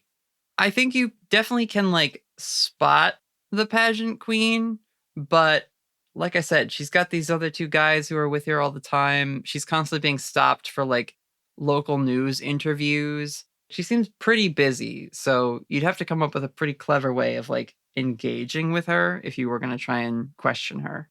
Do you want me to change to be a news person? Honestly, she seems like she's kind of busy, putting on... what's the term that they use? When you're performing. No, she's on point. She's putting on airs. I getcha. Do you want to try a plan B? Always. I don't know how well this is going to work. Either you can do this or I can do this, but one of us is probably going to need to guide the other one around just in case to make sure nothing goes wrong. Well, the buddy system is a good system, so yeah, let's team up. Okay. Do you remember the date of the disappearance in the report? I have it in my phone, but I feel no need to vocalize it, to canonize it. To clarify, just if it's different in last episode, sorry everybody, we had a little bit of an interim. I will say that she disappeared a Thursday ago, and it is now the following Saturday. She's been gone a little over a week. Okay. What I would like to try to do is to go back to the grandstand and then use magic to observe another place or time, specifically another time, with that time being when she would have last been in this area, to try to get an idea of where she is and then follow the trail through time. Sure. Okay. That's fun. Roll use magic. Why do you need a guide? Because if you're looking at the past, you're not seeing the stuff in the present. Oh, I see. Walking around while it's having... Okay, cool. Yeah, Hugo, go for it. Ooh, we got an 8. An 8. Okay, well, there will be a glitch with this magic. What glitch would you like to take? A point of harm, if I may describe what he's going to do. Sure. So he's going to take off his glasses. He's going to get a little bit of ice on his hand, just accumulating from the air around him. Apply hand directly to forehead, and by forehead I mean to his eyes. And he's going to wipe it over, and there's going to be essentially a glaze of ice on his eyelids, almost as if he was wearing contacts. Well, not on his eyelids, on his eyes themselves. Ooh. And that's where it kind of hurts because he forgot how cold that's probably going to be. Uh-huh. Interesting. Yeah, you attempt to see a different series of events than the ones in front of you, Hugo. And because I'm the keeper, your tattoo lights up to make the ice. That's not the only part of your tattoo that lights up. The eye that has been forming on the back of your left hand also lights up. And as your vision is filled with just a milky frost, in that like white empty space that you now completely encapsulates your vision, a dark figure walks out from your peripherals, and Dr. Kabe stands with his hands steepled in front of you, and he says, "Back again so soon? Well, what would you like to know about Mr. Rashad? Because I'm gonna deal emotional damage." Evil. Mm-hmm. Well played. Well played. I've definitely messed up something if you're here. Okay. Maybe this will get your sympathy, but I'm trying to track down a missing girl. A valiant cause, and not one you've never dabbled in before. Why not trade one for another? We see Hugo nod, and Dr. Kabe reaches out a hand, and if you extend your hand, he pinches 2 fingers at the center of your palm as it's outstretched and starts to pull a thread from it. And Hugo, you start to imagine or recall one of your earliest whispered missions where you were shadowing Noriko and Haru in a similar missing persons case.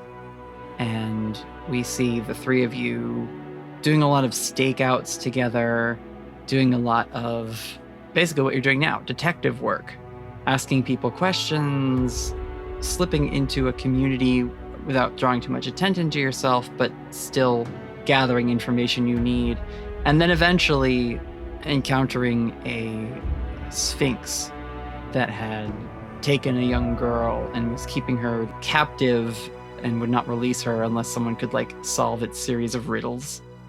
We see you and Noriko and Haru puzzling together to come up with the answers under pain of violence or danger from this sphinx.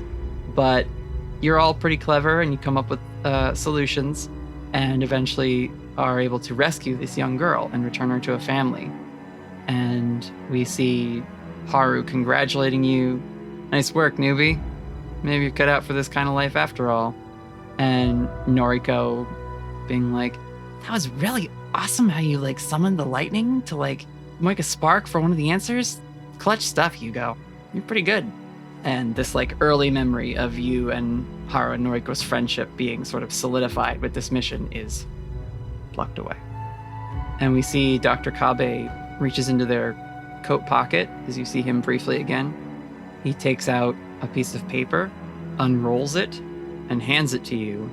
And when you take it, it is blank, but suddenly your vision zooms in on that blank page. We see the grandstands in the evening, and Cassie Mayer is being dropped off by her boyfriend Kyle and makes her way over to join the other 4-H volunteers. They spend some time cleaning up the grandstands, and you see them sweeping and chatting and laughing amongst each other.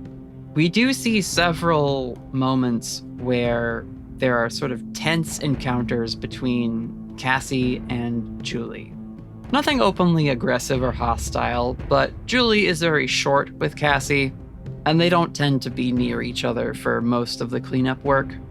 We get to a point where Cassie is taking some of the bags of trash over to an old dumpster, opens the 2 top hatches, swings the couple of trash bags in, turns to go and collect more, and she is stopped.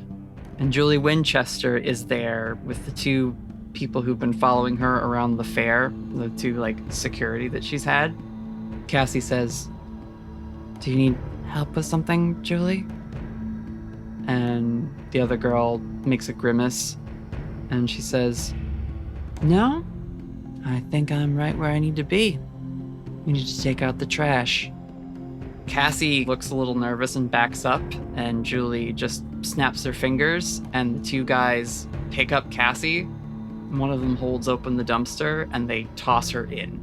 And there's the sound of like scrambling around amongst the trash. They slam the lid shut and like bang on it a bunch. And Julie just says, "Next time you're gonna steal somebody's boyfriend, think about it a little more first. Fucking bitch." She turns around and walks away, and the two guys, laughing, follow her along. And the vision ends. Hugo, your eyes look pretty rough. Are you okay?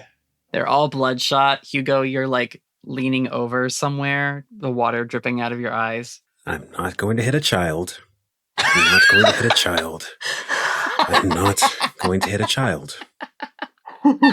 I love hitting people. Perhaps you could elaborate a bit and we can administer appropriate justice as you see fit. Well, it would appear, you remember Julie? And those two people with her? Yes. I don't know exactly what has happened since, but they threw Cassie inside a trash bin. The burly guys or little Julie? Oh, the burly guys. Well, they're not kids. You can hit them.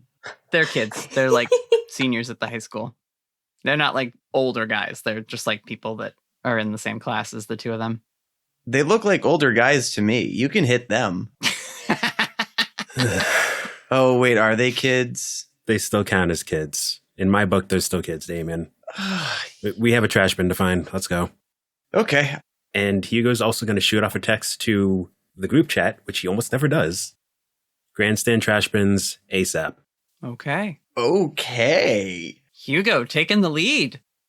Oh my god, I just got a text from Hugo. This is the first time Hugo has ever said anything in this group chat. Yeah. From the words of a friend of mine who was once a camp counselor, you can hit one kid. Each of us, can we each pick one? Yep, that's the secret thing they teach you when you're a camp counselor for children. You can cut that from the podcast. I don't condone the harming of children. No, it's funny. Leave it in. These children suck. In my head, this is all happening after conversation with Max. That's fair. Let's check in there then. You guys are walking back towards the little picnic table area. Max is like sitting at one of the tables, looking at their phone and kind of like glancing around every now and then, trying to see where you went. Raven will give a little wave as they come up and then sit down at the table. She like brushes their bangs out of her face and like stands up as you're like coming over, but then is like, and then just like sits back down again. I love them. Finally, not the most awkward person here. She just like puts her phone away and is like drumming her fingers on the table. And she just says, "Hi, welcome back. Hey. Let's just get this out of the way now. I know this is super weird. Yeah. If we can just acknowledge that and get past it, then we can move on. A little weird. Super cool, though. I mean, I've been a fan of the grimoire for a long time, and it's been so helpful. Oh my gosh. It's been so helpful. I'm so glad. Hello. Hi. Nice to meet you. I'm Max. I'm Felicity. Cool. Yeah, whatever. Flips their hair. Oh, they're so cool. Oh my god. Yeah, it's more like a self-conscious fiddling with their bags anytime they say something they think is like dumb or that whatever was to themselves. Yes. 100%. I love them. Yeah, I've got kind of a crew of people here, as a small group. I figured, we'll keep it small just to talk for the first time. I didn't want to overwhelm you. We can be kind of a lot sometimes. I'm sure you'll get to meet them later. You have a crew? That's so cool. What? Wow. So you're here on the case? Is that what this is about? Do you need information? Yeah, that's why we're here. We saw the stuff you've been posting. You've seen a lot of stuff happen around here, huh? Yeah. I've had some weird stuff happen to me lately. Yeah, it's And they do the thing where they puff out their cheeks with their hands clasped in front of their mouth. I'm worried about my friend because she's not the sort to want to run off with the carnival, But I haven't had a lot of time to look into it. It's the end of the year, like graduation stuff. And like, anyway, I'm glad someone's looking into it besides the police, because they haven't been able to do much about it at all. I'm trying to think of things to ask this kid. It's weird because if Max posted about it, then Raven has some information, but I don't know what that post is, so I don't know what I can ask that Max wouldn't have already, like, shared. I mean, Max was a little light on the details. It was mostly just like, my friend went missing. I think it's connected to these other disappearances, but I don't know how. And they just told you that they haven't had a lot of time to do like the normal detective work that they might have, which is probably why they reached out for help in the first place. Trying to like outsource the puzzle to someone else so they could just take action on it. Yeah. Okay. So what leads you to think that Cassie's disappearance has something to do with the other strange stuff you've been seeing in this town? Is there anything you've encountered that has shown up again with this disappearance? No, nothing like that. It's just, I felt like I knew her pretty well. And like I said, she's not the type to just up and leave. I mean, she had pretty strong roots to the town and just started a new relationship, and they were getting ready to like go to college together and stuff. I don't know. It just doesn't make sense for her. And they haven't found a normal reason for it. So I guess biased, I start looking for the not normal. And they like tug at their shirt collar a little bit. Well, that's why we're here. We're pretty good at that kind of stuff. So if it is something a little supernatural, hopefully we can start to unravel this. Yeah, that'd be cool. I kind of want Max's take on Cassie's relationship and that whole thing, since we know something is up with Julie, of like, as Cassie's friend, did you notice anything weird with this ex-girlfriend and the new relationship? And what's the teenage like scoop? Max tells you that Kyle and Julie had been together for a long time. They were like the school power couple, slated to be prom king and queen. And then like a little bit before graduation, they broke up. And then right after that, Cassie and Kyle were dating instead. Scandalous. Like, oh my goodness, like no one in the high school could believe it. It was this crazy drama. Oh my gosh, what a turnaround, crazy rom-com situation that would have been. Twirl to movie. Max will say, I don't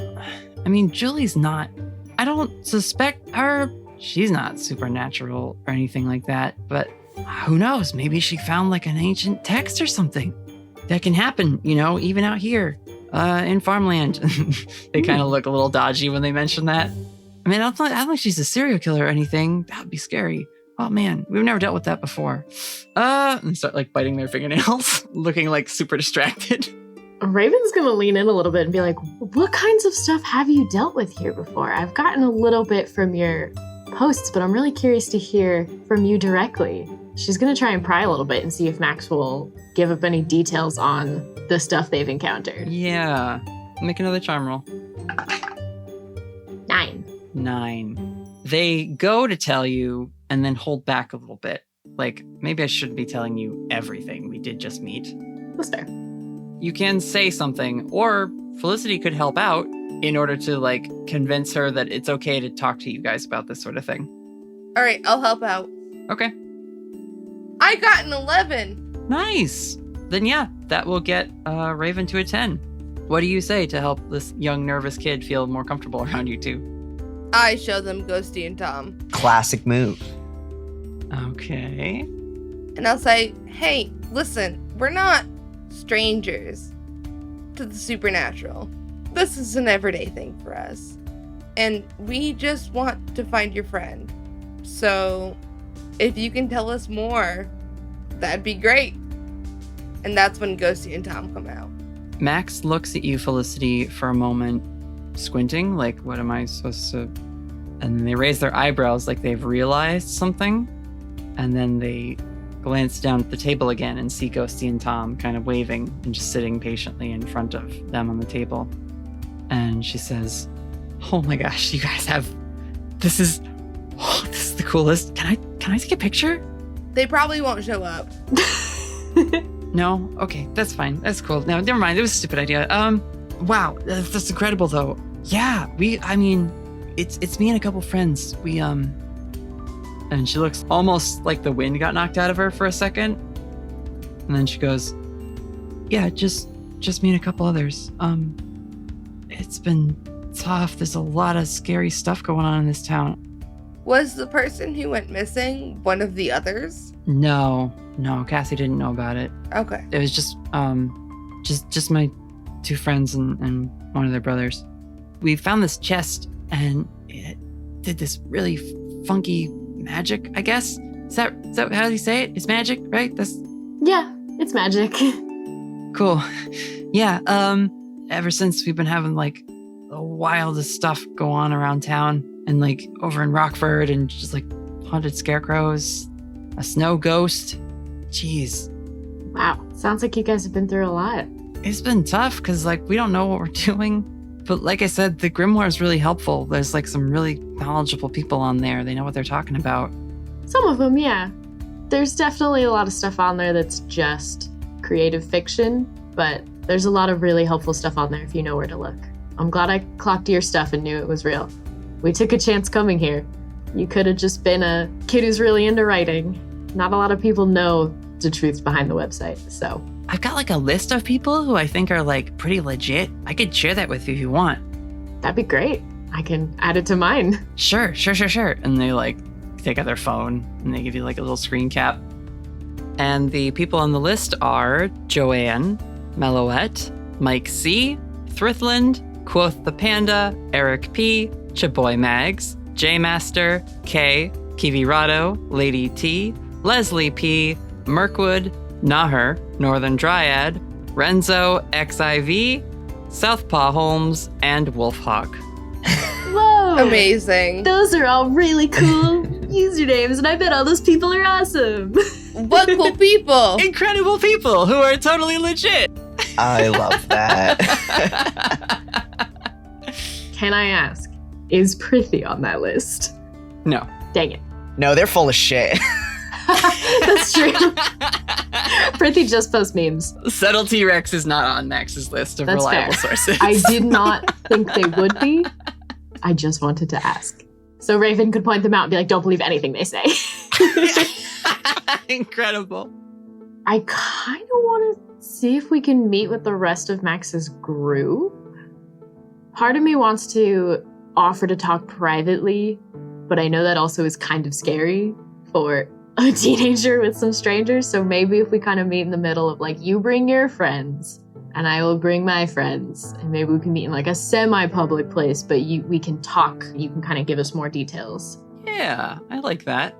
Maybe after Max is done working, we could meet at like a diner or something. I don't know. I'm trying to think of somewhere where we could talk without people like overhearing really, or like a park or something if we go before it gets dark. They say, well, I was supposed to meet my friends here. I'll talk to them. They don't actually know that I post stuff on the blog. Oh, that's gonna be a thing. They like put their head in their hands and like lean on the table. Oh, it's all right. I think it's probably better if they know, especially if you're getting help from the people on there. Oh yeah, no, I agree. It's just they all have different feelings about it, so that's fair. I'll tell them and I'll should I give you my number? Like, how are we gonna? Yeah, no, that makes sense. I was about to offer. Okay, yeah. We'll meet back here later when there's less people around, and I'll bring the rest of my friends so you can meet them, and then we'll be able to talk a little bit more about some of the stuff you guys have done. Cool. Yeah. I'll let you know how my friends react. And if it's just me who meets up later, that's okay, I guess. Okay. Raven will put her number into Max's phone. You trade contacts. Yeah. They do like a thing where like they start the contact for you and it just says Raven with like sparkly emojis and like a crow like emoji next to it. Oh my god. And no last name or anything like that, and just like hand it over for you to put your number in. Beautiful. So they will get up and say, "Okay, I'll try and convince them, and then we can like I don't know, do some like snooping or stand guard, a stakeout. Is that a thing? Do you do stakeouts, Raven?" We have. It depends on the situation. We'll figure it out. You got this. Is it normal to play music during stakeouts or no? Sure. It can be. Yes. You see they do like a little fist pump? I fucking knew it. I told them.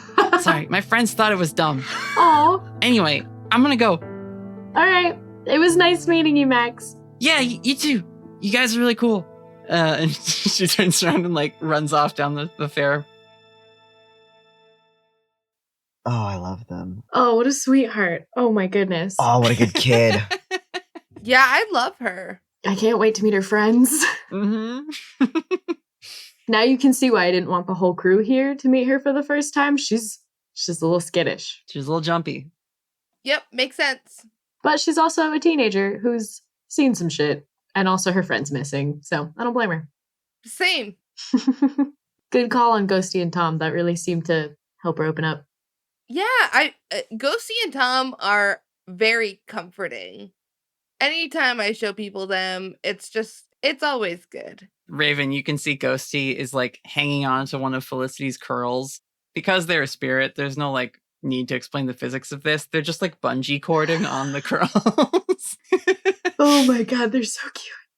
Tom is like licking some condensation off like an abandoned Sprite can. Oh, of course he is. Just to get a little No drink. thoughts had empty, boy. Yeah. That's Tom. I like the idea that he's like licking it and then he notices us watching and he turns and he's just still licking it. What's even better is if he turns, but his tongue is still out. Yo, that's what I think. He's still doing it, but just look like what? Oh, they're so cute. Whitaker, we haven't checked in with you and Aiden for a bit. What is the next stage of your investigation? Where are you headed? I was actually thinking, since we just saw them, to talk to the security guards, but if the Hugo text comes through... True. When in the timeline do you want to do that? Because I'm happy to do either scene. I think we could do security guard talk first, and then text happens after that. Let's do that. Yeah. You just chase off after the centaurs? I saunter. Don't want to look desperate. Right. Okay. They are hanging out by one of the fairground gates, looking over the crowd as people come in. Occasionally, a supernatural person will like walk in and they'll give a little hat tip, right? Like there's like a pixie that flies in and like hands over a little ticket. They take that, or there's like a hedgehog person, green overalls on or something, and they just like hand over some money to come in. So the centaurs are like taking tickets from the supernatural folks who are coming to the fair. Aiden has to like tap Whitaker's shoulder for a moment because he's like just kind of watching like, holy shit, right? Because this is not a sight that he's particularly used to. And again, it's not often that like you see a supernatural person come in, but if you're watching them for like a good 30 minutes, those two examples, and that's about it. It's not like a constant stream of supernatural folks. Sure. Yeah, Whitaker waves one over, one of the security guards. Okay, yeah. They will notice and trot over. Yeah, he meets them halfway. Yeah, can I help you? You can help me, actually. I hate to be a bother. I hate to pull you away from your job. But I'm currently investigating the disappearance of a girl who went lost around here. Yeah, the mayor girl. Yeah, and, you know, considering you all have been patrolling the place, I was wondering if you saw anything. We've been keeping our eyes peeled. I mean, we saw the posters and whatnot, but we have not seen head nor tail of her. Were any of you here Thursday night? Some of us were, yeah, I mean, we're setting up, helping hook up equipment, lay down cords for the rides, that sort of thing. Get the generators going. Did any of you see the group of people cleaning the grandstands? I didn't, but I am aware that's the last time anybody saw the poor girl. All right. That's sort of a local, volunteer work. We were handling most of the setup of the grounds. Have you seen anything that you wouldn't tell police enforcement due to it being, when he, taps the glasses, not something they'd understand? Okay. They definitely take note of the glasses you're wearing. And they look at Aiden, look at you. I need you to roll manipulate someone. I figured you might. It's a move. Yeah. You are trying to get information. It's an 8. An 8. I can say something to let them know I mean it. You know what, though? Yeah? I'm gonna have Aiden roll help out. Okay. It's one of her advanced moves. Oh, cool. If she can get a 12, you might be able to get a 12. Come on, Aiden. Come on, Aiden. That didn't look like a 12 face. There's an 8 on the die. Plus 3 is only 11. Still mixed. Yeah, it doesn't quite get you there. I can add something to the conversation if you need me to. And you will have to. Yeah. Aiden looks to the centaur, looks to you, and says, "Could we have a moment?" And she just kind of like takes you for like a side whisper. And she says, "I know we aren't anymore, but would your badge help?" That was what I was thinking, actually. Let's try that. Yeah. So you turn back. Listen, we've heard about several disappearances of high schoolers who tend to go missing around the time the carnival shows up, and some higher-ups are starting to take notice. And he pulls out the badge and flashes it kind of briefly. Okay. So, it's best you help out so we can wrap this up as quickly as possible. They balk suddenly when you pull the full badge out. Oh, geez. All right, listen, I know there's maybe been some talk going around. I mean, I'm aware of the disappearances, and every year we kind of have to sidestep it. We, meaning, and they gesture back at their security partner, and then kind of like out at the rest of the fair.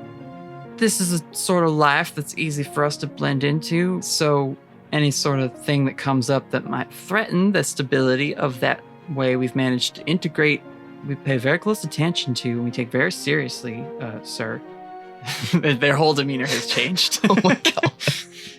They say, so whatever folks are saying about Dr. Loveland, it's not true. Guy's pretty on the up and up. His show is a fraud, but like he's not hurting anybody with that, and he would never hurt a mundane. But I don't know, something about this year's different. People are getting a lot more edgy. There's been some real vicious stuff I've overheard. So if you can clear his name and like figure out what's actually going on, we'd be super grateful. Kind of sick of this thing following us every year we come by around this place. Right, Dr. Loveland. Yeah, that name's popped up a couple times. What sorts of things are people saying that you've heard? Well, rumor going around I heard was, that creepy guy who runs the House of Horrors. What's he got in there? Maybe one of his beasts got out and took the girl or something. It's all pretty baseless stuff because everybody who's ever been to the show knows everything in there is fake except for Flonky. So it's clearly something that some of the mundane people started, but I don't know why they would start that rumor because it's never been nobody's ever pinned the disappearances on him in particular. It's just sort of generally they say, oh, maybe people ran off with the carnies, but there's no mundane carnies at this show too. It's not just, we're not all, they kind of wring their hands a little bit nervously. Thank you, this is all very useful. Dr. Loveland, there's not as much grounds for suspicion as people seem to think there is. Fair enough. I mean, I've got an alibi for him for the night that she disappeared. I would love to hear it, yeah. I mean, we play cards. We have a tent out by the trailers and stuff. We just have social nights when the campground's shut down for a little while. Sure, all of the employees here, or? Well, all of us. And they kind of gesture down at their horse legs. Sure. We all travel together. We all know each other, doing this for years. So, yeah. Yeah. Turning to more mundane threats, then. We've been hearing the name Julie Winchester crop up a couple times now, and we've seen her walking around. What's your take on her? Fair queen. She won the pageant last year, so now she's the queen this year, and she'll hand off the crown at the end of the weekend to some other rising senior. All right. She does a lot of photo ops. You might want to avoid her, honestly. People don't tend to want to be in the news very much. Right? Whitaker doesn't answer that.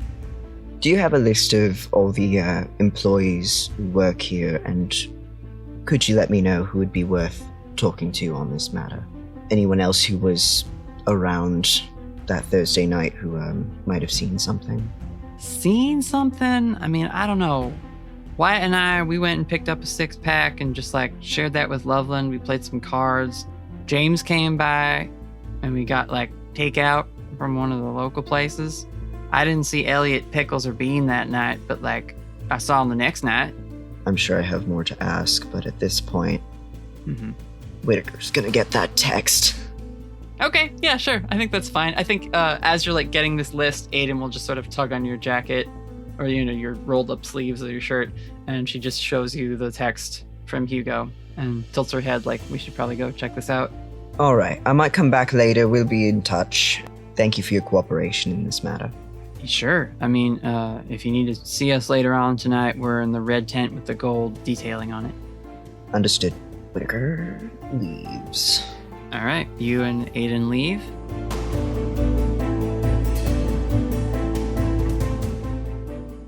Hugo and Damien, you guys are going to the grandstands. Hey, Hugo, I see that look in your eye after your vision, and I'm really excited about this vengeance vibe. Don't get me wrong. I'm here to help for sure. What are your thoughts on me taking care of the actual justice dispensing? Because I'm going to enjoy it more than you, which is hard to believe, but also the added bonus of after I do a bad thing, I can just wipe my face and disappear and not have to deal with the consequences. Whereas if you do anything, you'd have to deal with consequences. So let me know what you want me to do, and I'll take care of it. I'm excited. Damien, the fact that you would enjoy it is what worries me even more. That's exactly why you shouldn't dispense the justice on it. No, you can't make me help a stranger and then not let me... I'm not making you help a stranger. So here's the weird thing, Damien. You're making choices to help people. You're doing what good people would do. Let that sink in for a little while. Hugo, roll manipulate someone. Oh, that's a 5. I get experience. Yeah. On a 5, Damien, it's up to you how badly Hugo has offended you. Hugo, I want to be very clear that I help the people around me because it benefits me in the end, okay? Because if everyone is off happy and healthy, that helps me out, okay? I'm still a jerk. I still enjoy the pain and suffering of others. It amuses me. And I've been holding back. I've been really, really good not hurting people. So this just looks like the perfect opportunity for me to be a little bit malevolent and, you have nice, clean hands afterwards. Are you really going to put that on my conscience right now? Really?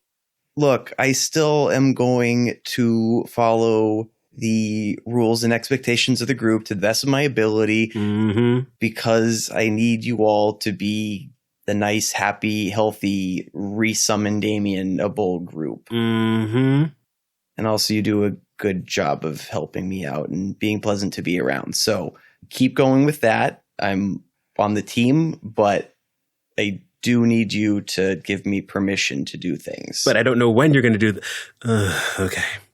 Okay. Ask Whitaker. Actually, no. Ask Aiden. No. Ask Whitaker. Sweet. That's fine. Ask me what, Whitaker says, walking up behind them. Sure, you arrive. Whitaker, I was looking to enforce justice, as it were. A little tit for tat, eye for an eye, and... He wants to punch a kid. What is... No, I want to throw a kid in a dumpster. That's what I want to do, right? What is all this about? You're not going to punch a kid, Damien. I won't let you. Yeah, no, absolutely not. Yeah, I didn't think it was punching. I think I'm throwing a kid in a dumpster or throwing trash on a kid. Well, don't do that either. What? Hugo? Throwing trash on a kid, I can get... Sorry. Can I get some context, please? Hugo, what is up with your eyes? Just... Hugo, are you high? Yes, Whitaker, I'm high on the fun of a carnival. What's happened here? Let's get some context, please. I did some things and found out some stuff. I fucked around and I found out. So, that pageant queen, Julia, very much in the sense of what you would expect from a high school environment. She had her entourage cornered Cassie and tossed her into a trash bin after saying stuff about not taking people's boyfriends and stuff. High school. Yeah, and Hugo was having some qualms about me throwing those 2 gentle lads in the trash. So we were hoping that you would be more encouraging. I mean, no, you can't. We need them to, we need to talk to them. But that is fucked up. It's very mean, but our goal is to find Cassie, not punish these teenagers. And we don't even know if they're responsible for the disappearance. Throwing someone in a dumpster is bad, but that doesn't make someone disappear for a week. So yeah, they'll be fine. I'll dump them in the dumpster. It'll take 5 minutes. That'll help show we mean business, and they'll answer our questions. I think we're all on the same page here. No, I don't want that to be our first course of action. Seems a little childish, I'm going to be honest. Damien, can't you just order them to... No, never mind. You shouldn't do that. Ooh. I can't believe I went there. Oh, no, I was actually thinking that earlier, and I'm glad you caught yourself, because I totally forgot about that, too. Aiden just, throws her hands up and, does a little walk. Little walk around, ooh, okay, never mind. That was dumb. That was stupid. Damien just does the side whisper, yo, it's getting bad. Yeah, it is. But beyond that, I have no idea where she went since. I don't know if she's still in the dumpster. I don't know where the dumpster is. I don't know, if it's one of these dumpsters. You can find the dumpster, Hugo. I will say that you are all congregating around where the dumpsters are, just to get you guys there. It's not a secret where they are. The dumpsters would have gotten dumped in a week. The trash in there is not the same trash from Thursday. That is the correct assumption to have made, Whitaker. Yeah. Raven, Felicity, if you guys want to show up, you can join the scene whenever. Feels like a good time to roll up. We're looking at trash? Are you going to ask me to investigate the trash? I mean, if you could. That's kind of You your should home, feel right isn't at it? home. Yeah. Whitaker and Aiden say that at the same time, and then look at each other and do a fist bump. Got him! Don't be proud of that. Do not be proud of that, Whitaker. They do a cool secret handshake that no one knew they did. It's not an insult, it's the truth. Jeez, not allowed to upgrade. The bullying Damien Club. It's me and Aiden. It's so good. Okay, no, that's fair. Yeah, you're right. I'll be right back. I'll take care of it. See if one of them has claw marks on the inside. Roll to inspect garbage. Investigate a mystery. Roll to get in the dumpster. Where you belong. And stay there. Hey, it's me, Damien Edgecrest. Just checking in. I'm still a piece of garbage.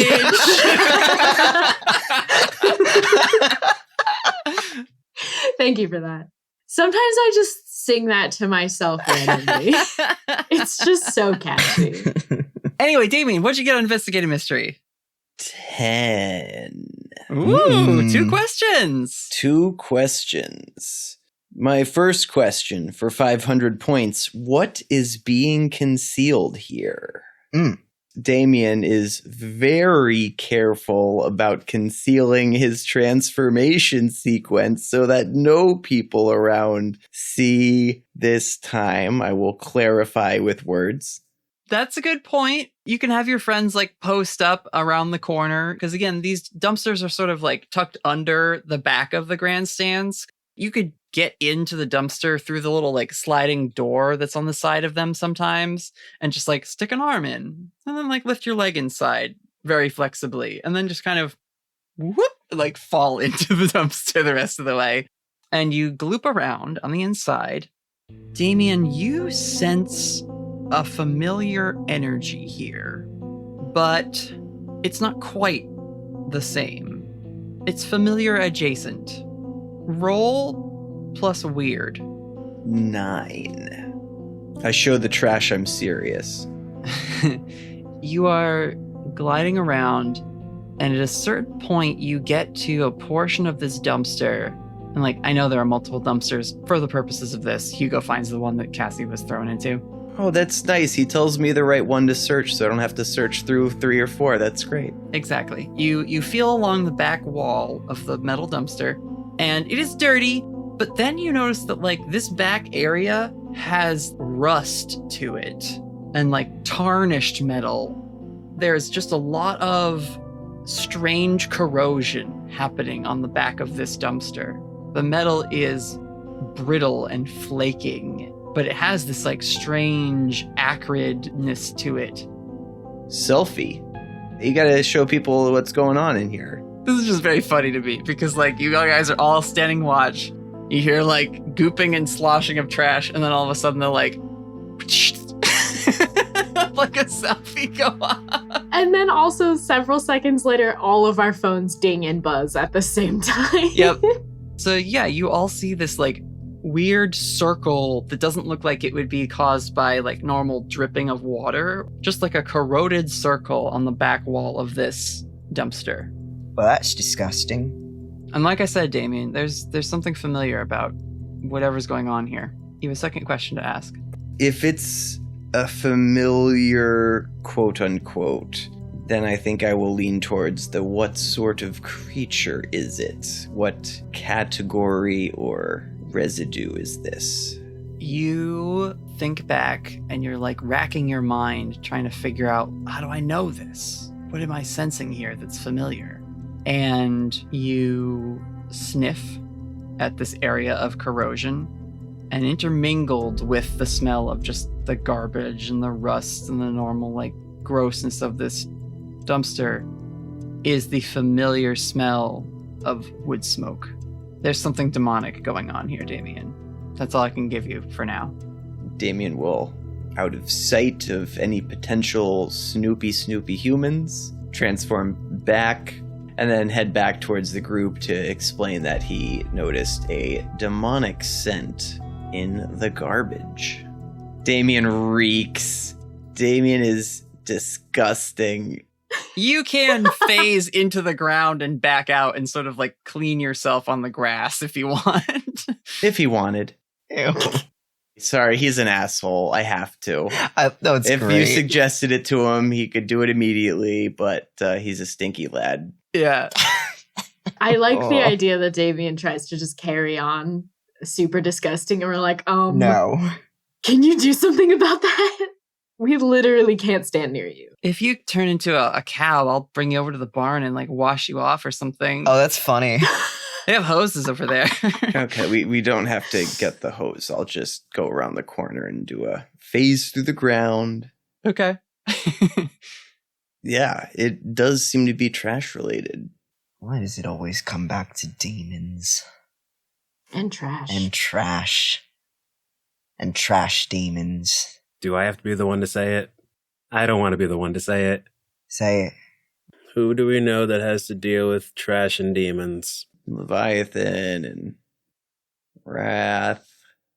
And Hugo just sits down next to the trash bin. What does Leviathan or any of her spawn want with a teenage girl? I guess what do any of them want with a teenage girl?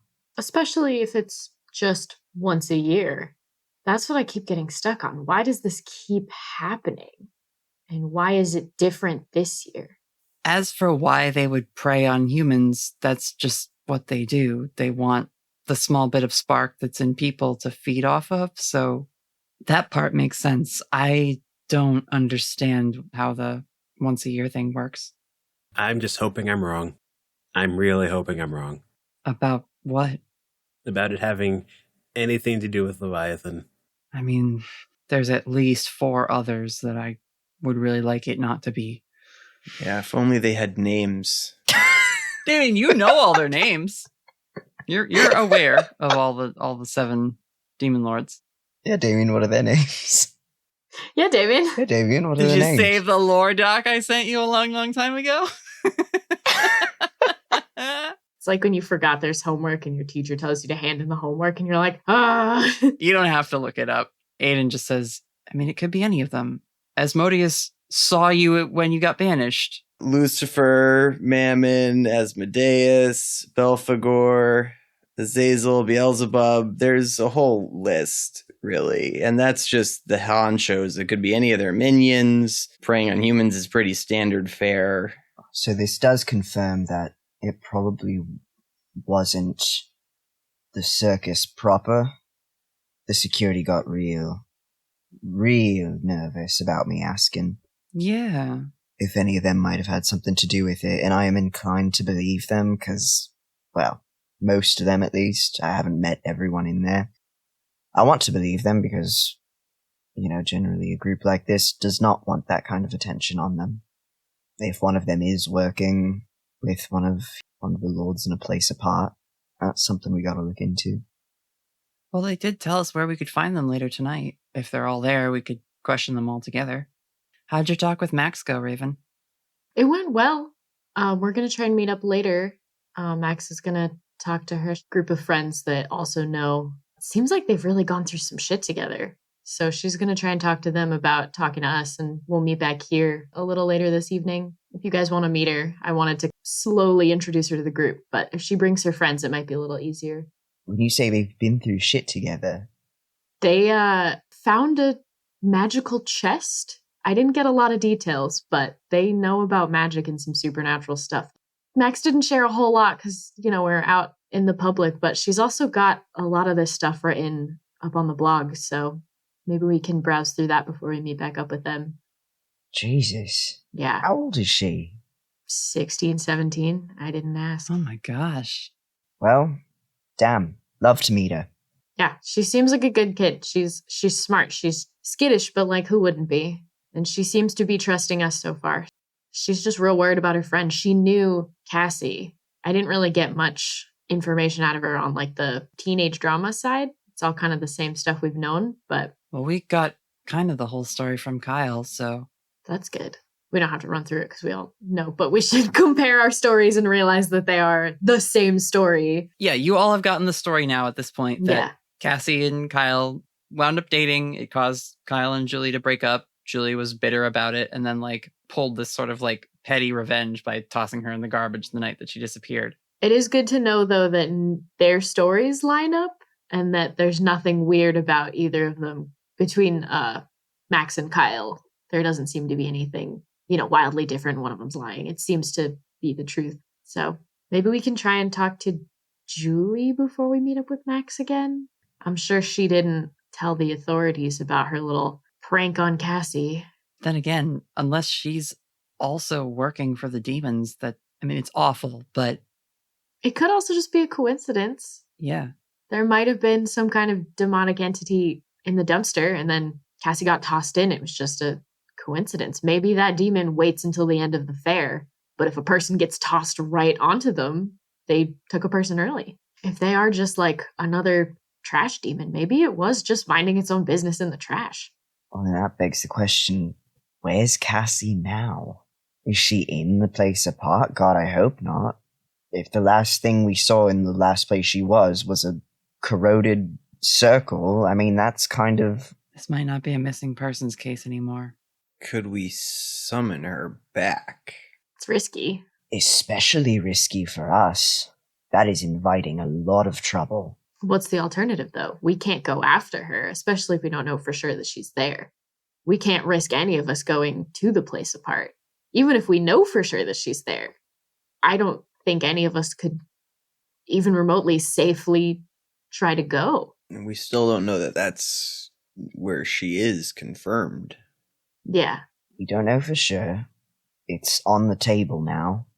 And if she's been in there for, over a week, you know what? I don't want to think about it. I'd rather continue this investigation and leave that to the side.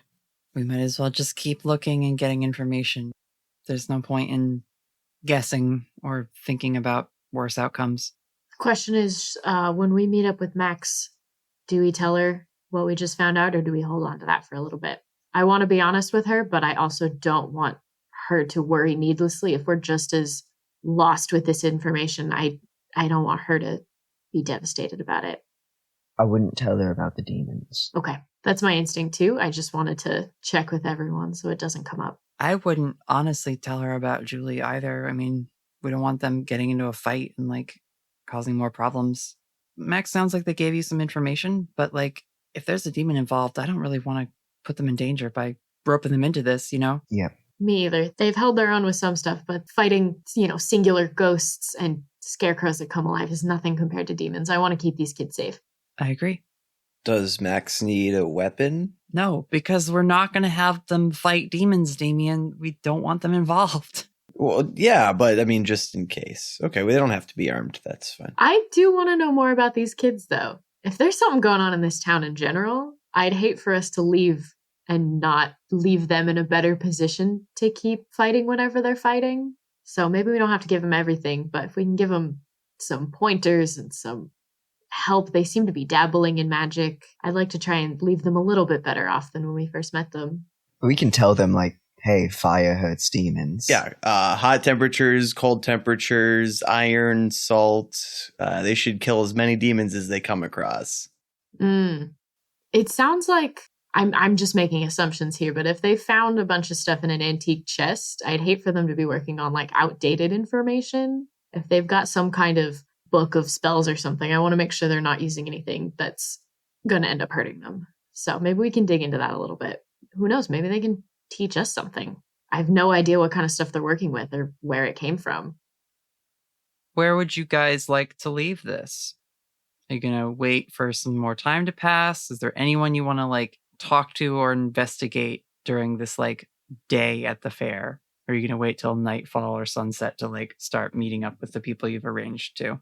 Do people want to talk to Julie? That's the last thing I was thinking. See, I think we should.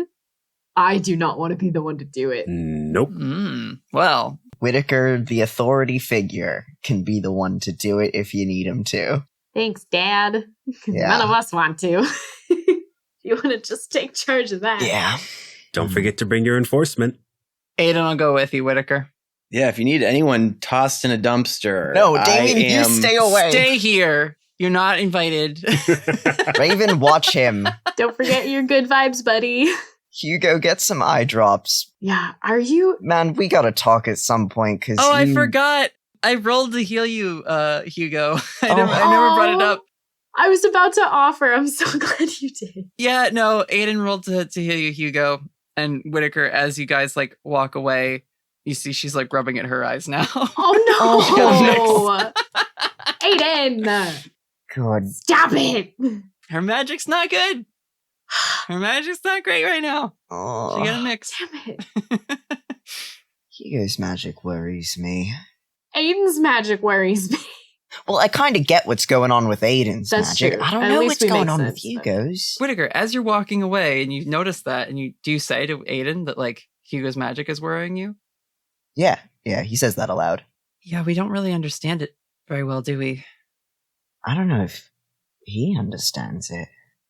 Or at the very least, he keeps pulling shit out of the hat, and I don't know if he knows where it's coming from or what.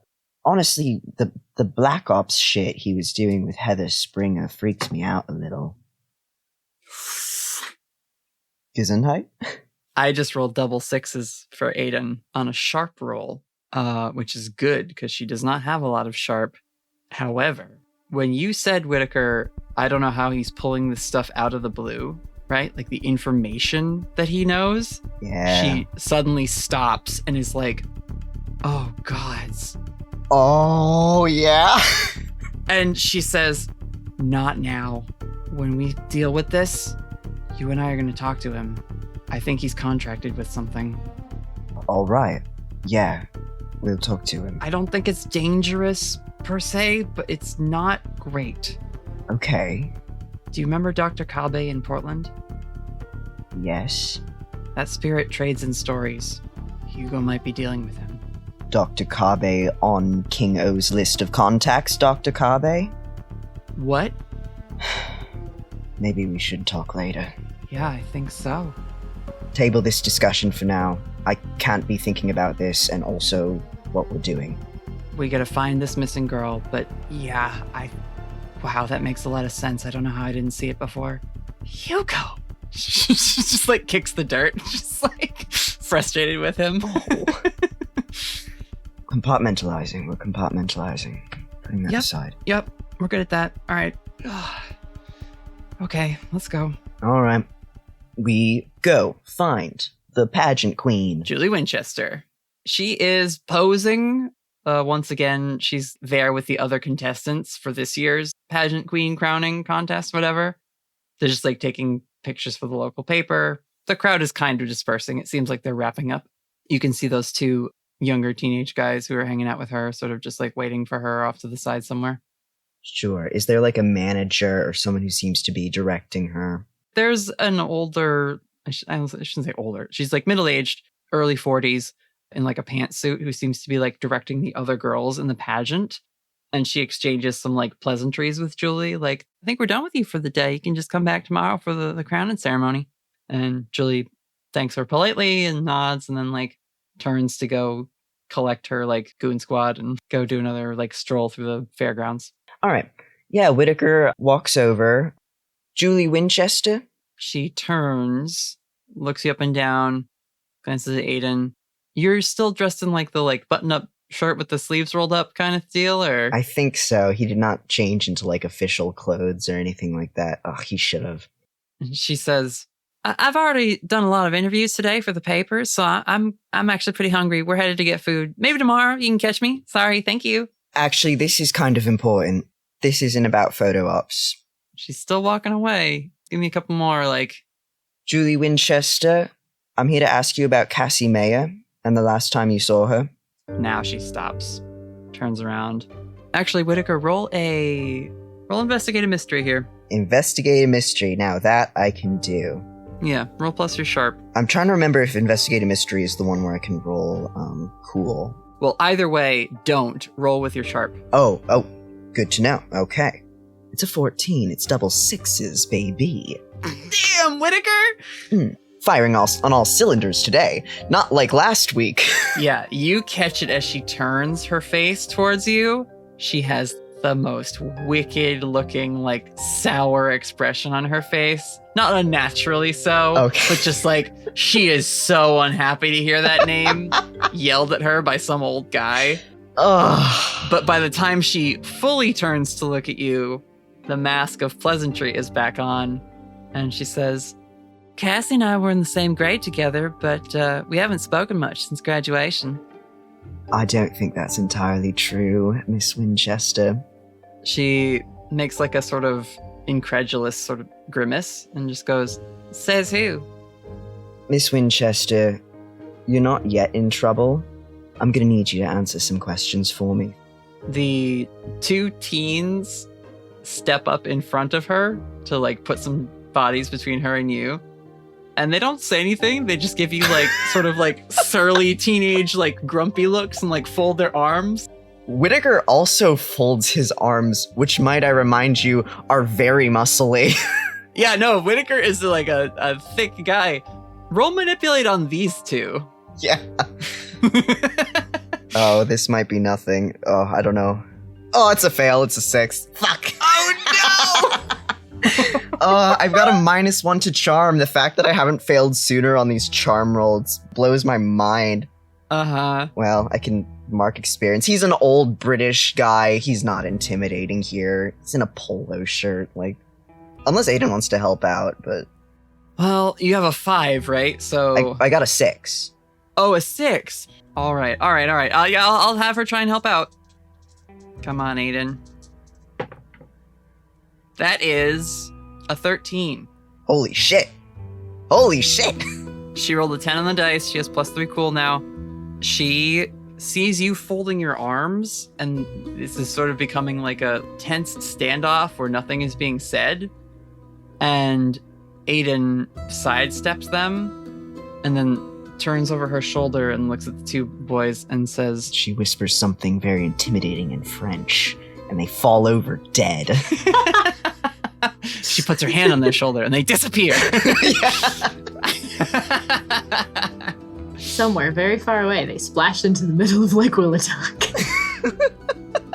And die. And die. She says, I don't think I've ever met a pageant judge who liked to bully. And Julie frowns at her, scowls at you and Aiden, and then says, it's all right, guys. I'll take a walk with these two. Go get me a snack or something. And the two of them give her like a questioning look, like, really? And she just sort of shoos them away with a hand gesture. They shrug and lope off down one of the thoroughfares. Thank you, Miss Levine. That was an excellent read. Absolutely, Mr. Feldman. And the three of you go and sit down under like an umbrella-covered round picnic table. Julie just sits down, doesn't like bring her feet under the table. She's like side saddle sitting almost on the bench, but just folds her hands and does a little twist at the waist. Perfect poise in case anyone's taking a photo of her candidly. Disgusting. Incredible. Y'all are reacting to this high school bully the same way you reacted to Lenon Rouge. That's fucking hilarious. Because they are very different levels of mean, and it's just funny to me. Don't at me. Anyway, she turns to you both, and she says, "So what do you need to know about Cassie?" When was the last time you saw her? Thursday night. We were helping to clean the grandstands together. She's in my 4-H troop. We've been 4-H together. K through 12. You're hearing like the rote pageant answers coming through. Do you remember the last thing you said to her? Well, we didn't really talk much. We had a bit of drama go down between us, but I'm willing to let that go. My eyes are on the future. Tell me about your relationship with Kyle, if you don't mind switching to the past real quick. That feels like a very personal question, and I don't see how it relates to Cassie going missing. Unless you're investigating him. And there's like a dagger to that statement. You can tell she is just as upset with Kyle as she is with Cassie. We're investigating everyone who knew Cassie, especially those who saw her last before she disappeared. Yeah, it's so tragic. You never know when someone will surprise you and do something out of character, like run off or hang out with the wrong crowd. The wrong crowd? These carnies, some people say they can be dangerous. You think she's with the Kynes? Maybe. I mean, that Dr. Loveland, he's got all sorts of creatures, right? Maybe he's got some sort of predator and it got out. That's just what I've heard. Tell me about the breakup with Kyle. Again, I don't see how that's any of your business. It is. I'm investigating the disappearance of Cassie and... And my dating status has something to do with that? Yes. Bullshit. You see the facade breaks there. She's just like giving you like the stink eye, like, the fuck? How is this related? Are you aware that Kyle and Cassie were in a relationship? Yes. She upstaged me at prom. Ooh! Whitaker does not say that. That's his internal monologue? Whitaker under his breath. Ooh, that bitch. Ooh! Spicy! Spicy Christ. Miss Winchester, are you telling me that Kyle's breakup with you and his subsequent dating of Cassie Mayer had no effect on your mental well-being?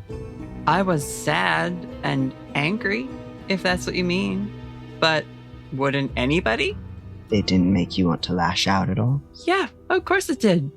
I didn't kidnap her. I didn't make her disappear.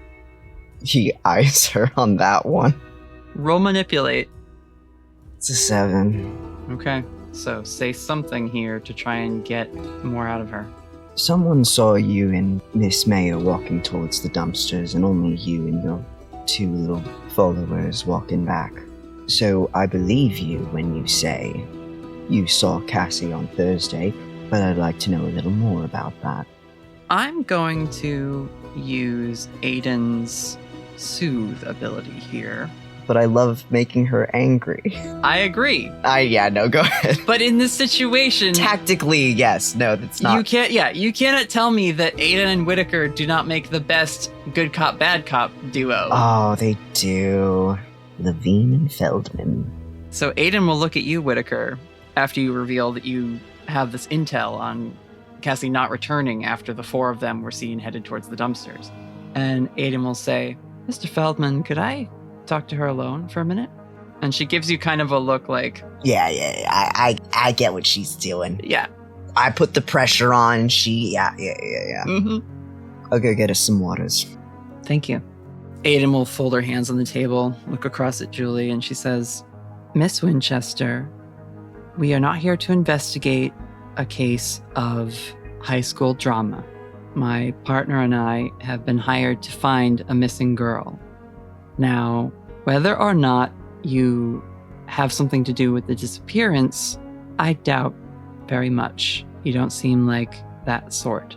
But if you know something that could help lead us to where Cassie might have gone, I can promise you'll be kept anonymous in any report that sees the papers. It's good. Keep her image intact. Mm-mm. What if she entices Miss Winchester with, if you help us out, not only will we make you anonymous, we could cast you as the hero who solves the case. Ooh. Okay. Whitaker, roll help out, because Aiden rolled a 6 just now on her manipulate roll. Lonnie is very cool. It's a 14. I don't think I have it as advanced. No, I do have it as advanced. Oh, fuck, yes! Feldman and Levine. Feldman and Levine. I want this TV drama. Ugh. So you get a 12 plus, which automatically grants Aiden a 12 because it's marked as advanced. Mm-hmm. Advanced moves are fun, y'all. Love advanced This is getting to be a moves. high-level game. Cool. So yeah, you return, and I'll say you mentioned that whole point about how we could even make you the hero of the story, and you slide a drink of water over to Julie and hand one to Aiden as well.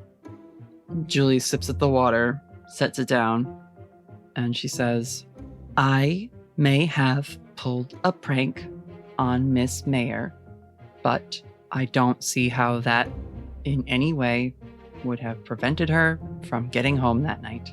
Thank you for being honest with us, Miss Winchester. Am I free to go?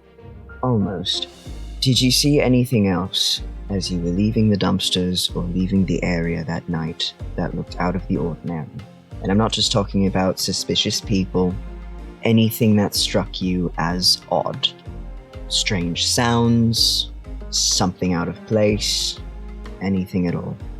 The 2 guys who've been following her around are coming back, and she glances down at them approaching and then looks back at you with a sickly sweet smile, and she says, no, I went home and decided to do the work of getting over my breakup.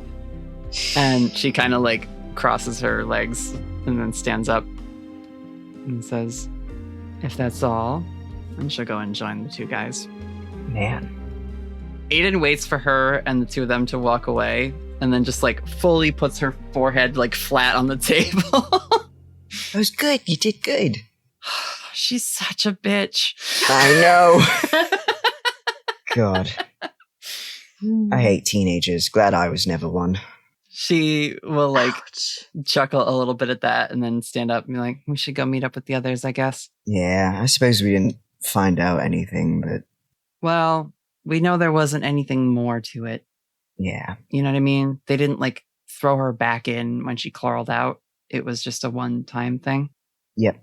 And I don't think she's the type to get involved in demon summoning. She's a bitch, but the regular kind. Yeah, I mean, she's just a petty teenager. I shouldn't have called her that. God, what is wrong with me? I'm genuinely sorry, Aiden, but it was very funny. Well, hooray, I've discovered humor.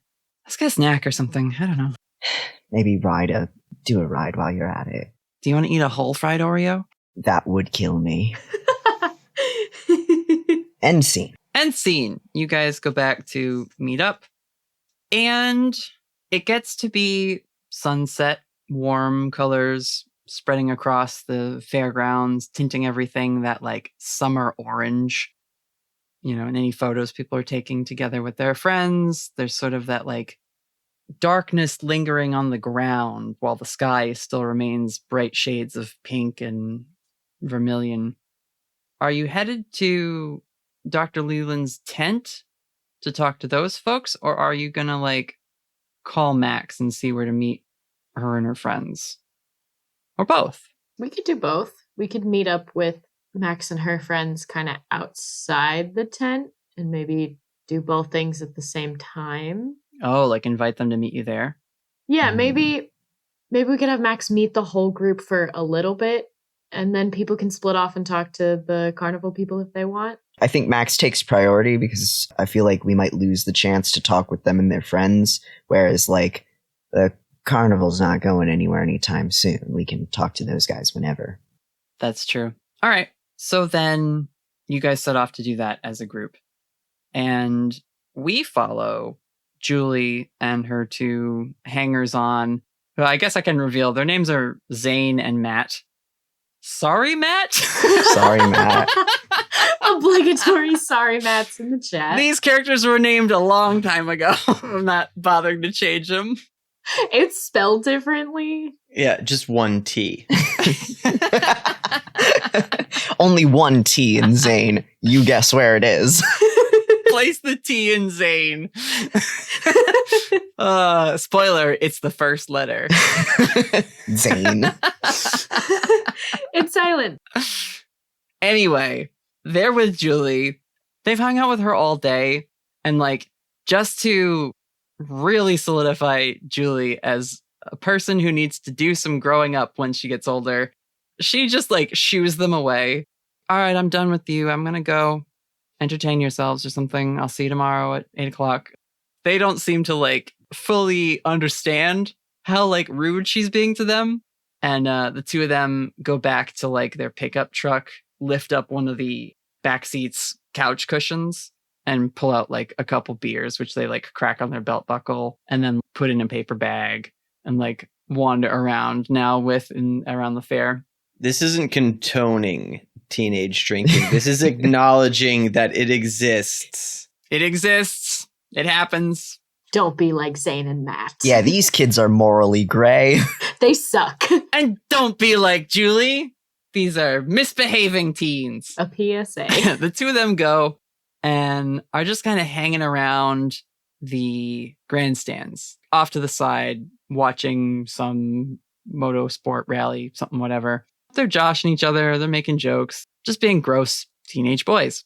At one point, Zane like finishes his beer and tosses it at the dumpsters and it like shatters. Matt's like, come on, man, they're going to yell at us. And Zane is like, whatever. It was root beer. I swear. Matt's like, all right, man, well, I'm going to go throw mine out. Zane continues to watch for a little bit and we see Matt lifting from within the dumpster, lifting the door of it.